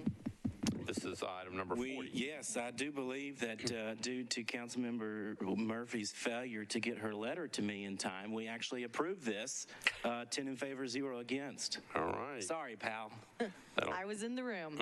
All right, Councilmember Murphy, back to you. I had some questions come in today about sidewalk that I just need to get some information back to a constituent, so I'm going to defer this one meeting. Okay, the motion is to defer one meeting, properly seconded. Any discussion? Seeing none, all in favor of the deferral for one meeting, say aye. Aye. Opposed, no. This one's deferred one meeting. And last bill on second reading is item number 44, BL 2022-1356 by Councilmember Murphy, Withers, and Young. It's an ordinance authorizing the Metropolitan Government to accept a new sanitary sewer main, sanitary sewer manhole and easements for properties located at 409 and 411 McAdoo Avenue. Councilmember Murphy, once again, you're recognized. Committee report. Councilmember Withers, Planning and Zoning. Thank you, Mr. Vice Mayor. Planning and Zoning recommended approval, 7 in favor, 0 against, 0 abstentions. All right, Transportation, Councilmember Young. We recommended approval, 10 in favor, 0 against. All right, Councilmember Murphy. Again, same story, second verse. Defer one meeting. Okay. So Councilmember Murphy has moved to defer this one meeting, properly seconded. Any discussion on the deferral? Seeing none, all those in favor of the deferral one meeting say aye. Opposed, no. You adopt. All right. All right. We have 3 pages of bills on third reading consent. So just stay with me. We'll go through this as quickly as we can. The first bill, item 45, is not on consent. 1146 is on consent. Item 47, 1199 is on consent. Next one, 48, 1210 is on consent. 1216 is on consent. 1230 is on consent. 1231 on consent. 1232 is on consent. 1233 is on consent. 1247 on consent. 1269 on consent. 1277 on consent. 1285 is on consent. 1286 is on consent. 1287 on consent. 1288 is on consent. 1289 is on consent. 1291 on consent. 1292 on consent. 1293 is on consent. 1294 is on consent. 1295 on consent. 1296 on consent. 1297 on consent. 1298 on consent, 1299 on consent, 1300 on consent, 1301 on consent, 1303 on consent, 1308 on consent, 1309 on consent, 1310 on consent, 1311 on consent, 1312 on consent, 1313 on consent, 1314 on consent, 1315 on consent, 1316 on consent, 1317 on consent, 1318 on consent, 1319 on consent, 1320 is not on consent, 1322 on consent, 1323 on consent, 1324 on consent, 1325 on consent, 1326 on consent, 1327 on consent. We've already taken care of 1331 and 1332.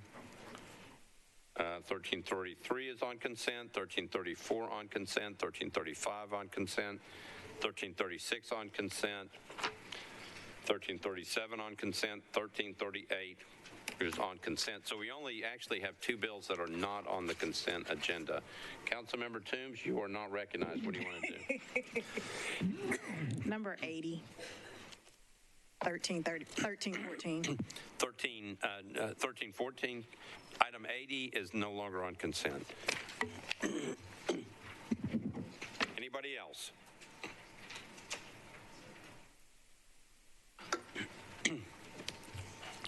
All right, and some of these, there's going to be a very long third reading consent agenda committee report from Councilmember Withers. So.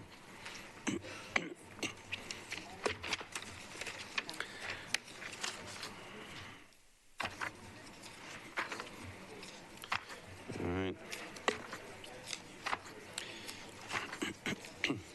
Where is it? Oh, wait a minute. There it is, page 16. All right. Get a glass of milk and some cookies and listen to this story. Tell us a story. I'm going to tell you a story. Item number 46.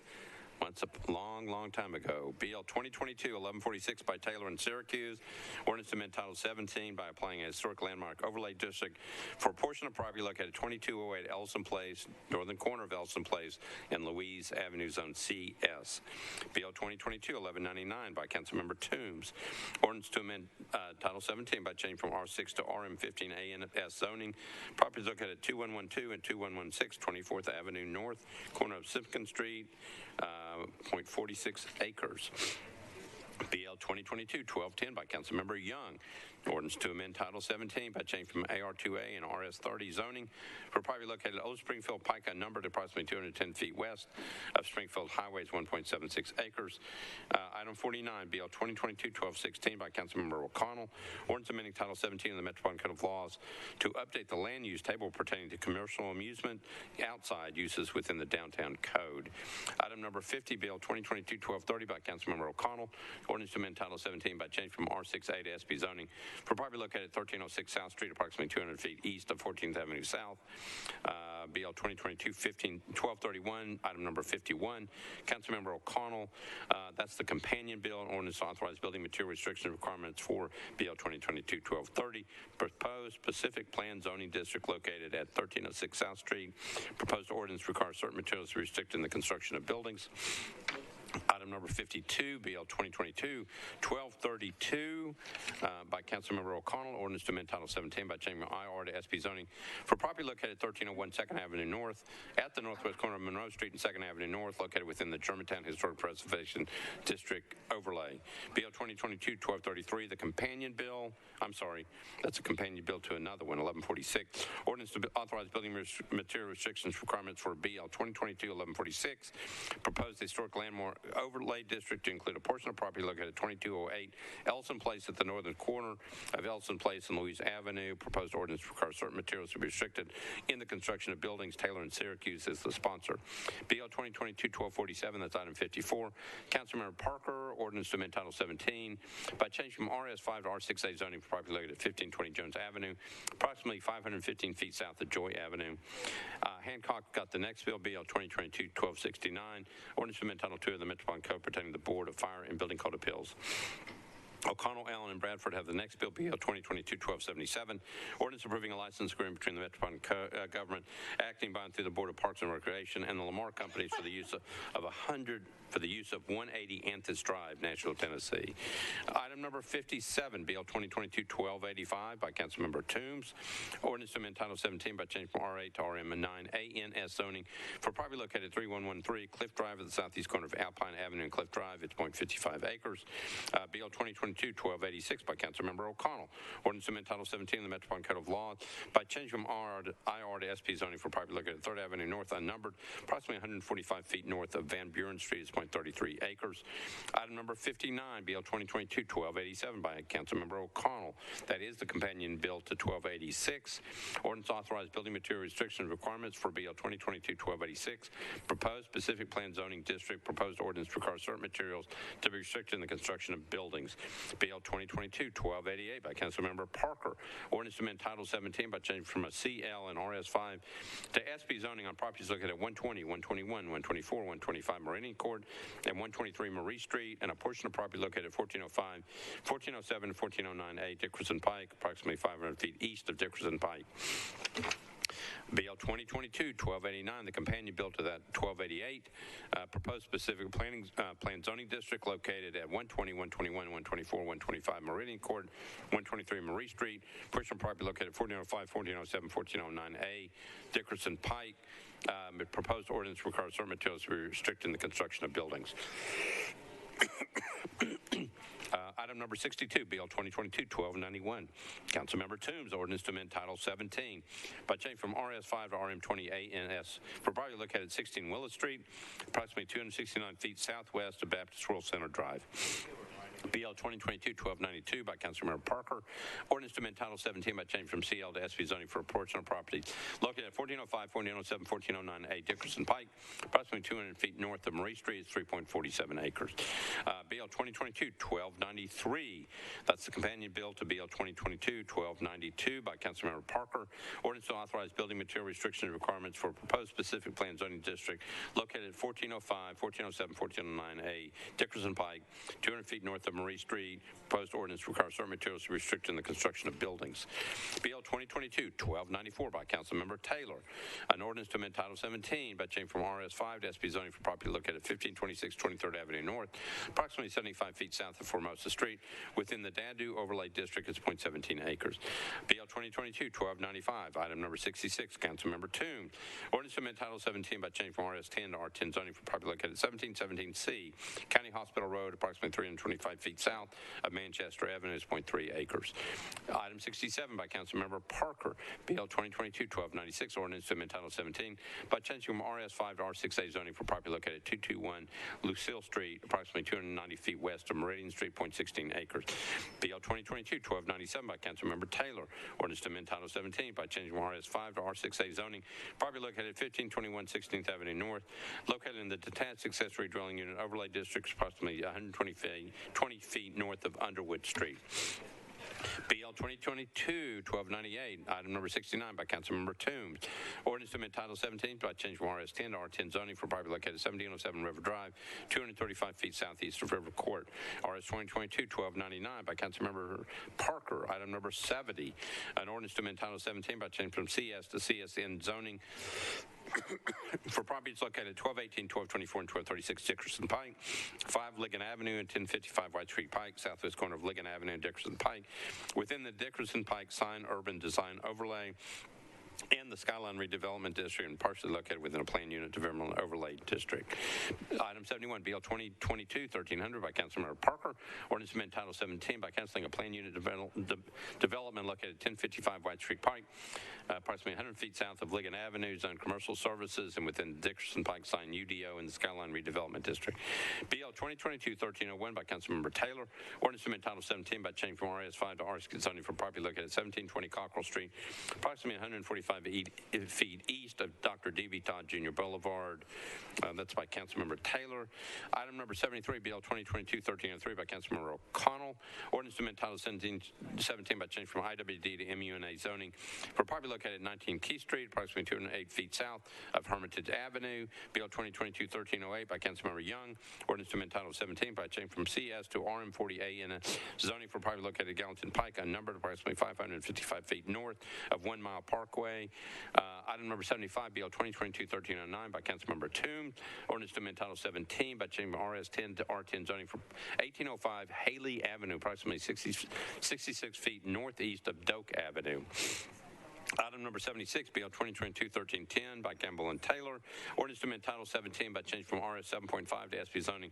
Property located at Mulberry Down Circle and numbered, and a portion of property located at Dickerson Pike, approximately 930 feet west of Dickerson Pike. Permit up to 149 multifamily units.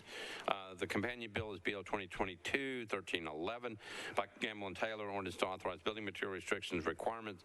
Proposed specific planning zoning district. Proposed ordinance requires certain materials to be restricted in the construction of buildings. buildings. BL 2022-1312 by Councilmember Hancock.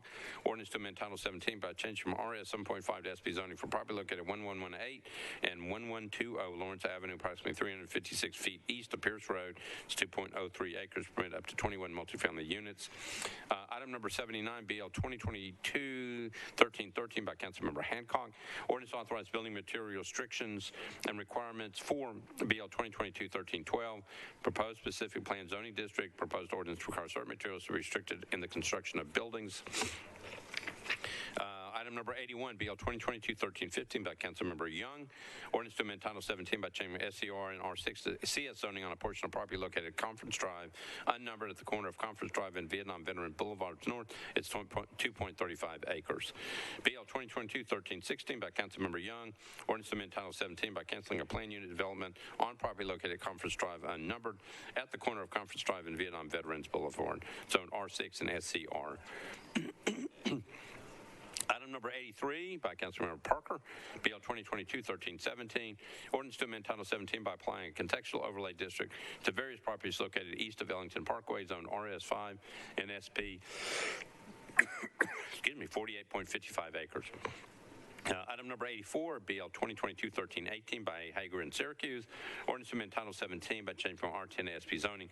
Portion of property located at 1102 Robinson Road, approximately 500 feet east of Anita Drive. It's 4.49 acres. And the companion bill, BL 2022-1319, Hager and Syracuse, an ordinance to authorize building material restrictions requirements for BL 2022-1318. Proposed ordinance requires certain materials to restrict in the construction of buildings. Item number 87, BL 2022-1322, Councilmember Parker, ordinance to amend Title 17 by applying a detached accessory dwelling unit overlay district to various properties located west of Gallatin Avenue and east of Ellington Parkway, zone RS5. Item number 88, BL 2022-1323 by Sledge and Welsh. Ordinance to amend Title 17 by changing from IWD to MULA in a zoning. Properties located at 2251 Winford Avenue and 802 Longview Avenue, approximately 92 feet north of Eugenia Avenue. Item number 89, BL 2022-1324 by Councilmember Nash. Ordinance to amend Title 17 by changing AR2A to RS10 zoning for property located at 219 Tusculum Road, approximately 440 feet west of Old Tusculum Road. It's 3.3 acres. BL 2022-1325, item number 90, Van Reese and Hancock. Ordinance to amend Title 17 by changing from CS and IWD to MUGA zoning for property located at 625 Gallatin Pike, approximately 970 feet south of Nesbitt Lane, 3.05 acres. Item number 91, BL 2022-1326 by Councilmember Benedict. Ordinance to amend Title 17 by changing from RS10 to R10 zoning. Properties located at 1300, 1304, 1306, 1312, 1360, and 1320 Cardinal Avenue, 1350 and 1315B Greenland Avenue, approximately 160 feet west of Kennedy Avenue, 1.74 acres.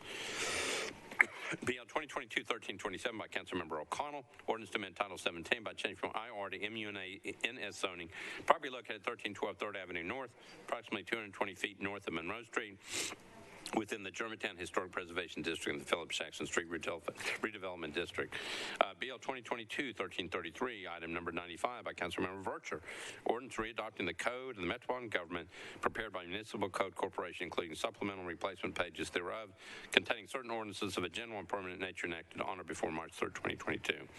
Item number 96, BL 2022-1334, O'Connell, Withers, and Young, ordinance to amend the GIS system, street, and alley center line layer, Metropolitan Government of Nashville and Davidson County by abandoning alley number 708 right-of-way from Duncan Street eastward to unimproved Meredith Avenue right-of-way. BL 2022-1335, Roberts, Withers, and Young. Ordinance authorizing the Metropolitan Government to abandon existing storm sewer line, storm catch basins, and easement rights for 7 properties located on California Avenue, Edison Park Lane, and 57th Avenue North. O'Connell, Withers, and Young has the next bill, BL 2022-1336. Ordinance authorizing the Metropolitan Government to accept new sanitary sewer manholes for property located at 500 Platform Way South, also known as Nashville Yards Parcel 3. BL 2022-1337 by Hager, Withers, and Young. Ordinance authorizing the Metropolitan Government of Nashville and Jefferson County to abandon existing public sanitary sewer main and sanitary sewer manholes and to accept new sanitary sewer manholes for property located at Pitts Avenue unnumbered. Hager, Withers, and Young sponsors. Evans, Withers, and Young have the last bill. BL 2022-1338. Ordinance authorizing the Metropolitan Government to accept new water and sanitary sewer mains, fire hydrant assembly, sanitary sewer manholes, and easements for 4 properties located on Central Pike, also known as Tulip Grove Townhomes. All right, anything needs to be bumped off of that third reading consent? Yeah, I'm happy to. Let me go back to the beginning. All right, nothing needs to be bumped off. Councilmember Withers, it's all yours.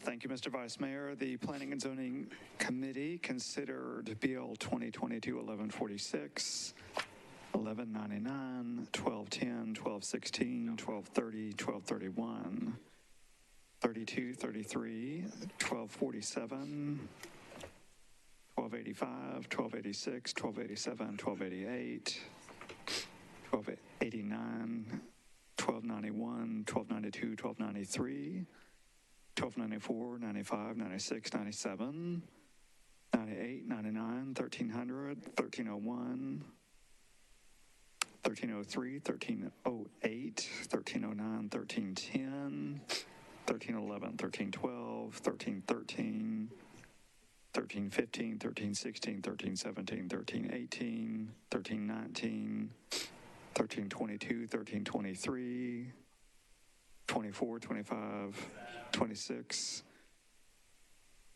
27, and we recommended approval of each of those 7 in favor, 0 against, 0 abstentions.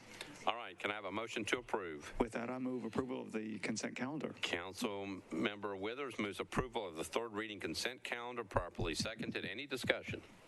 Seeing none, all those in favor of the third reading consent agenda say aye. Aye. Opposed, no. Third reading consent agenda passes. All right, so now we have just a couple bills left on third reading. The first one is item number 45, Bill 2022-1131 by Councilmember Murphy, Withers, and Young. Ordinance authorizing the Metropolitan Government to abandon its easement rights located at 410 42nd Avenue North and 410B 42nd Avenue North, formerly a portion of Alabama Avenue, except for those retained by NES. Councilmember Murphy, you're recognized.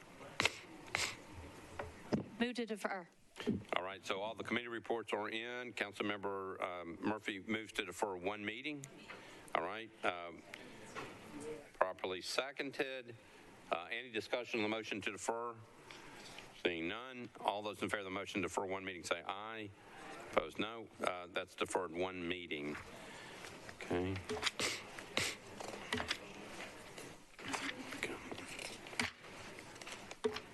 Next item is number 80 by Councilmember Toombs, BL 2022-1314, ordinance to amend Title 17 by changing from RS 7.5 to R6A zoning for property located at 409 Tony Road, approximately 733 feet north of White Street Pike. It's 0.18 acres. Councilmember Toombs, you're recognized. Thank you, Mr. Vice Mayor. Committee report. Planning and Zoning, Councilmember Withers. Thank you, Mr. Vice Mayor. Planning and Zoning met and considered BL 2022-1314, and we recommended approval, 7 in favor, 0 against, 0 abstentions. All right, Councilmember Toombs, you're recognized on your bill. Thank you, Mr. Vice Mayor. I move for a deferral to the first meeting in September. Okay, the motion is to defer to the first meeting in September. Properly seconded. Any discussion on the motion to defer? All those in favor say aye. Aye. Opposed, no. That one's the motion is to move to the first meeting in September as adopted. And I think our last bill is number 86. Almost got it. BL 2022-1320 by Councilmember Bradford. Ordinance to amend Title 17 by change from CN R15 and R20 to SP zoning. Thank you. For property located at Pleasant Hill Road, unnumbered, approximately 970 feet east of Bell Road, 5.25 acres. Councilmember Bradford, you're recognized. Thank you, Vice Mayor. Committee reports. Planning and Zoning, Councilmember Withers. Thank you, Mr. Vice Mayor. Planning and Zoning met and considered BL 2022-1320, and we recommended approval, 7 in favor, 0 against, 0 abstentions. All right, Councilmember Bradford, back to you. Thank you, Vice Mayor. Move for approval. Councilmember Bradford has moved for approval of BL 2022-1320 for passage on third and final reading. properly seconded. Any discussion? All those in favor of Bill 2022-1320 for passing on a third reading, say aye. Aye. Opposed, no. Okay. So we have to go on the board. All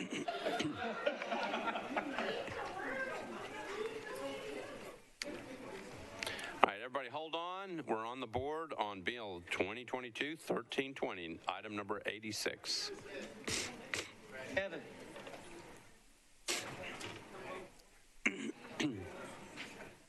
Oh, thank you. I almost made it all the way through. Thank you. That might be 3 years old. Here, you want to try it?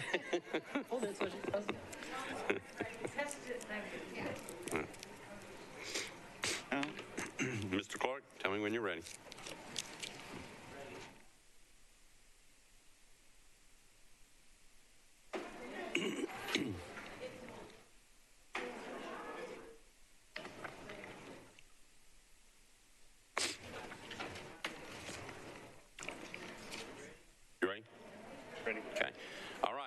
On the board, we're voting on a motion to pass third reading Bill 2022-1320.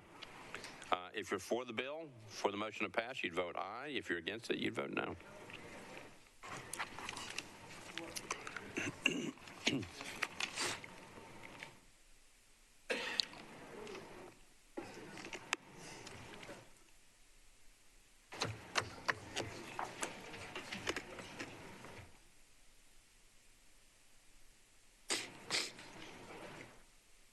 You know, we may have to revote, so just. Okay.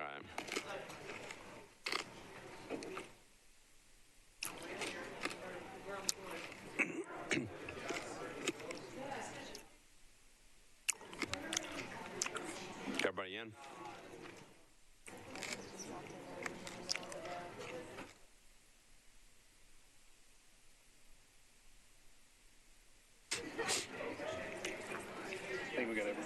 Okay.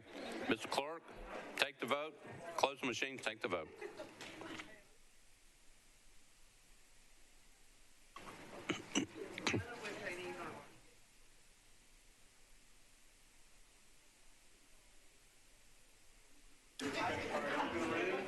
Ayes 31, noes 1, one abstention. The bill passes on third reading. Right. I need to see Councilmember Syracuse before he leaves. I need a motion. I have got something very valuable up here, and I got to give it to somebody. Councilmember Lee, for what purpose? Oh, Councilmember Lee moves to adjourn, properly seconded. Any discussion? Seeing none. All those in favor say aye. Those no. We stand adjourned. So the council has concluded about a 2.5-hour meeting tonight. They had a 42-page long agenda and had just over 100 items added, a few late. It was 100 items on the nose when they started, but there was a few late items I also considered tonight, so more like about 103, 104. Among the major actions the council took tonight was for the second meeting in a row, they passed a strongly worded resolution asking for action by Metro government concerning the recent Supreme Court decision overturning the constitutional right for abortion after nearly 50 years. The resolution passed tonight had the support of Mayor John Cooper and several council leaders. It passed without any dissent. There was one abstention. It requests the Metro Employee Benefit Board to study and consider extending health coverage for Metro employees to include reimbursement to obtain out-of-state medical procedures unavailable in Tennessee. That would apparently include abortions. It also includes other things that are not available in Tennessee, so it might things other than beside that. The benefit would include transportation accommodations and related costs. It could impact as many as 15,000 workers. This resolution does not appropriate any money at this point. Federal law does not allow the use of tax dollars, federal tax dollars for abortion purposes. It is not known whether there is a similar ban in Tennessee. I'm not aware of one for the use of state and local tax dollars for abortion. It does seem likely after tonight's action we may see some movements in the Tennessee legislature to restrict having that happen in Tennessee, given this potential action tonight. On other actions tonight, the council also, under resolutions, accepted $1.9 million in federal disaster funds to aid in recovering from damage from the severe storms, the tornadoes, the straight-line winds, and the flooding back on March 3rd, 2020. The total amount of relief under this particular piece of legislation is now a total of almost $15.5 million. Under RS 22, 1640, and 1641, the council accepted about $177,000 from the state to provide for the provision of interpreter and translation service for parties with limited English proficiency in both the juvenile court and the trial courts here in Nashville. Council also approved two pilot or payments in lieu of taxes agreements concerning housing developments on both Charlotte Pike and Dickerson Road. This is a relatively new tool the city is using to increase and maintain affordable housing and rental units. MDHA, the Metropolitan Development Housing Agency, negotiate these agreements subject to council approval. With these approvals, this will be some 32 agreements that are in place. Council also dealt with significant health issues under two resolutions. One accepted a $1.6 million grant from the state to achieve sustained control and enhanced prevention to eventually eliminate tuberculosis as a public health threat in Tennessee. The other resolution adds $1.3 million to a federal grant to provide for prevention, surveillance, diagnosis, and treatment of HIV/AIDS and to administer a minority AIDS initiative program. Two other major city services receive help under a couple of other resolutions tonight. One accepts a $1.4 million grant through the state to provide 80% of the cost for the city to build its new Nashville Connector Transportation Demand Management Center. Nashville Connector will be the region's one-stop shop for commuter options. Resolution also approved tonight approves a 5-year, $7.5 million contract with Waste Pro Inc. of Tennessee. That company will provide Metro with once a week, Monday through Friday, solid waste collection for a total of 20 routes per week. Service is anticipated to begin in September of this year. After having collection problems in recent months, this is the second new contractor that Metro hires, joining Waste Management of Tennessee, which was given a similar contract. Just moments after that, another late resolution was approved tonight, which would assign the contract of Red River, the Red River firm, which has been in bankruptcy and which has caused some of the collection problems in the past.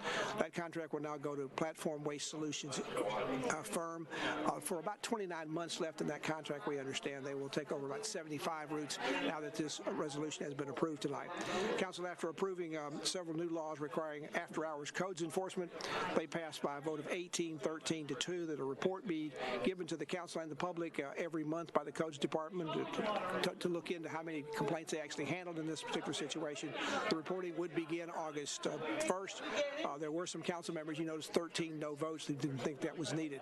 Under memorializing resolutions, the council honored the Box 55 Association. That's a volunteer group which since 1952 has raised money and purchased food and drinks and volunteers to provide necessary provisions for first responders when they're at the scene of emergencies. For example, after the Christmas Day bombing back in 2020, this group was on site for 16 days providing meals and supplies for local first responders and other representatives of Homeland Security, the Bureau of Tobacco, Alcohol and Firearms and Explosives, and the FBI. Over those 16 days, they served 6,150 meals. Council also approved a late resolution to honor the life of Vernon Winfrey, a former Metro Council member, a community and church leader, and also the father of media icon Oprah Winfrey. On second reading, the council indefinitely deferred the bill that would involve license plate reader scanning technology to bar that from being used for immigration enforcement as a part of the city's upcoming pilot program. It was deferred tonight because of a council rule, because it had been off the agenda for a while. It would be coming up in the first meeting in August. Also, a bill that would have toughened the city's excessive noise regulations was deferred again. Another bill that would have created the Nashville Entertainment Center was deferred indefinitely. The sponsor wanted to have a public hearing about it. She couldn't get enough votes to do that, so the bill has basically been taken off and will probably come back sometime later. There may be other efforts to put in some kind of a different kind of entertainment commission also be coming up.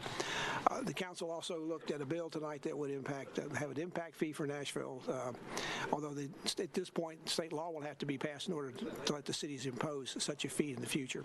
Council is now enrolled. One other thing I did want to mention tonight that I did not mention before that was quite touching on the council floor. The council approved two ordinances on third reading that would name two MTA WeGo facilities in honor of prominent Nashvillians who have passed away. One is at 400 Dr. Martin Luther King Jr. Boulevard downtown. It would now be known as the Elizabeth Duff Transit Center at WeGo Central. Elizabeth Duff was the first woman to be a driver for the MTA, and so the building will now be named in her honor. The second naming was for Rip Patton, a civil rights icon in Nashville, involved in both the downtown sit-ins back in the early 60s, as well as being one of those who was involved with the Freedom Riders across the South to free up interstate traffic and bus service back in the 60s as well. The facility will be named in his honors at 2521 Clarksville Highway at 26th Avenue North. The number of members of both families were here tonight for this, including some young grandchildren for them had the opportunity to be here tonight. They were recognized by the council and all received warm and standing ovations at that time. The council is now in recess until the first Tuesday in August. That'll be August 2nd. We'll be here at that time to provide live coverage. Until then, I'm Pat Nolan, and good night from the council chambers. Tonight's Metro Council meeting has been coming to you live from the Metro Council, from the David Scobie Chambers, from the Metro Courthouse downtown. It's been a presentation of the Metro Nashville Network.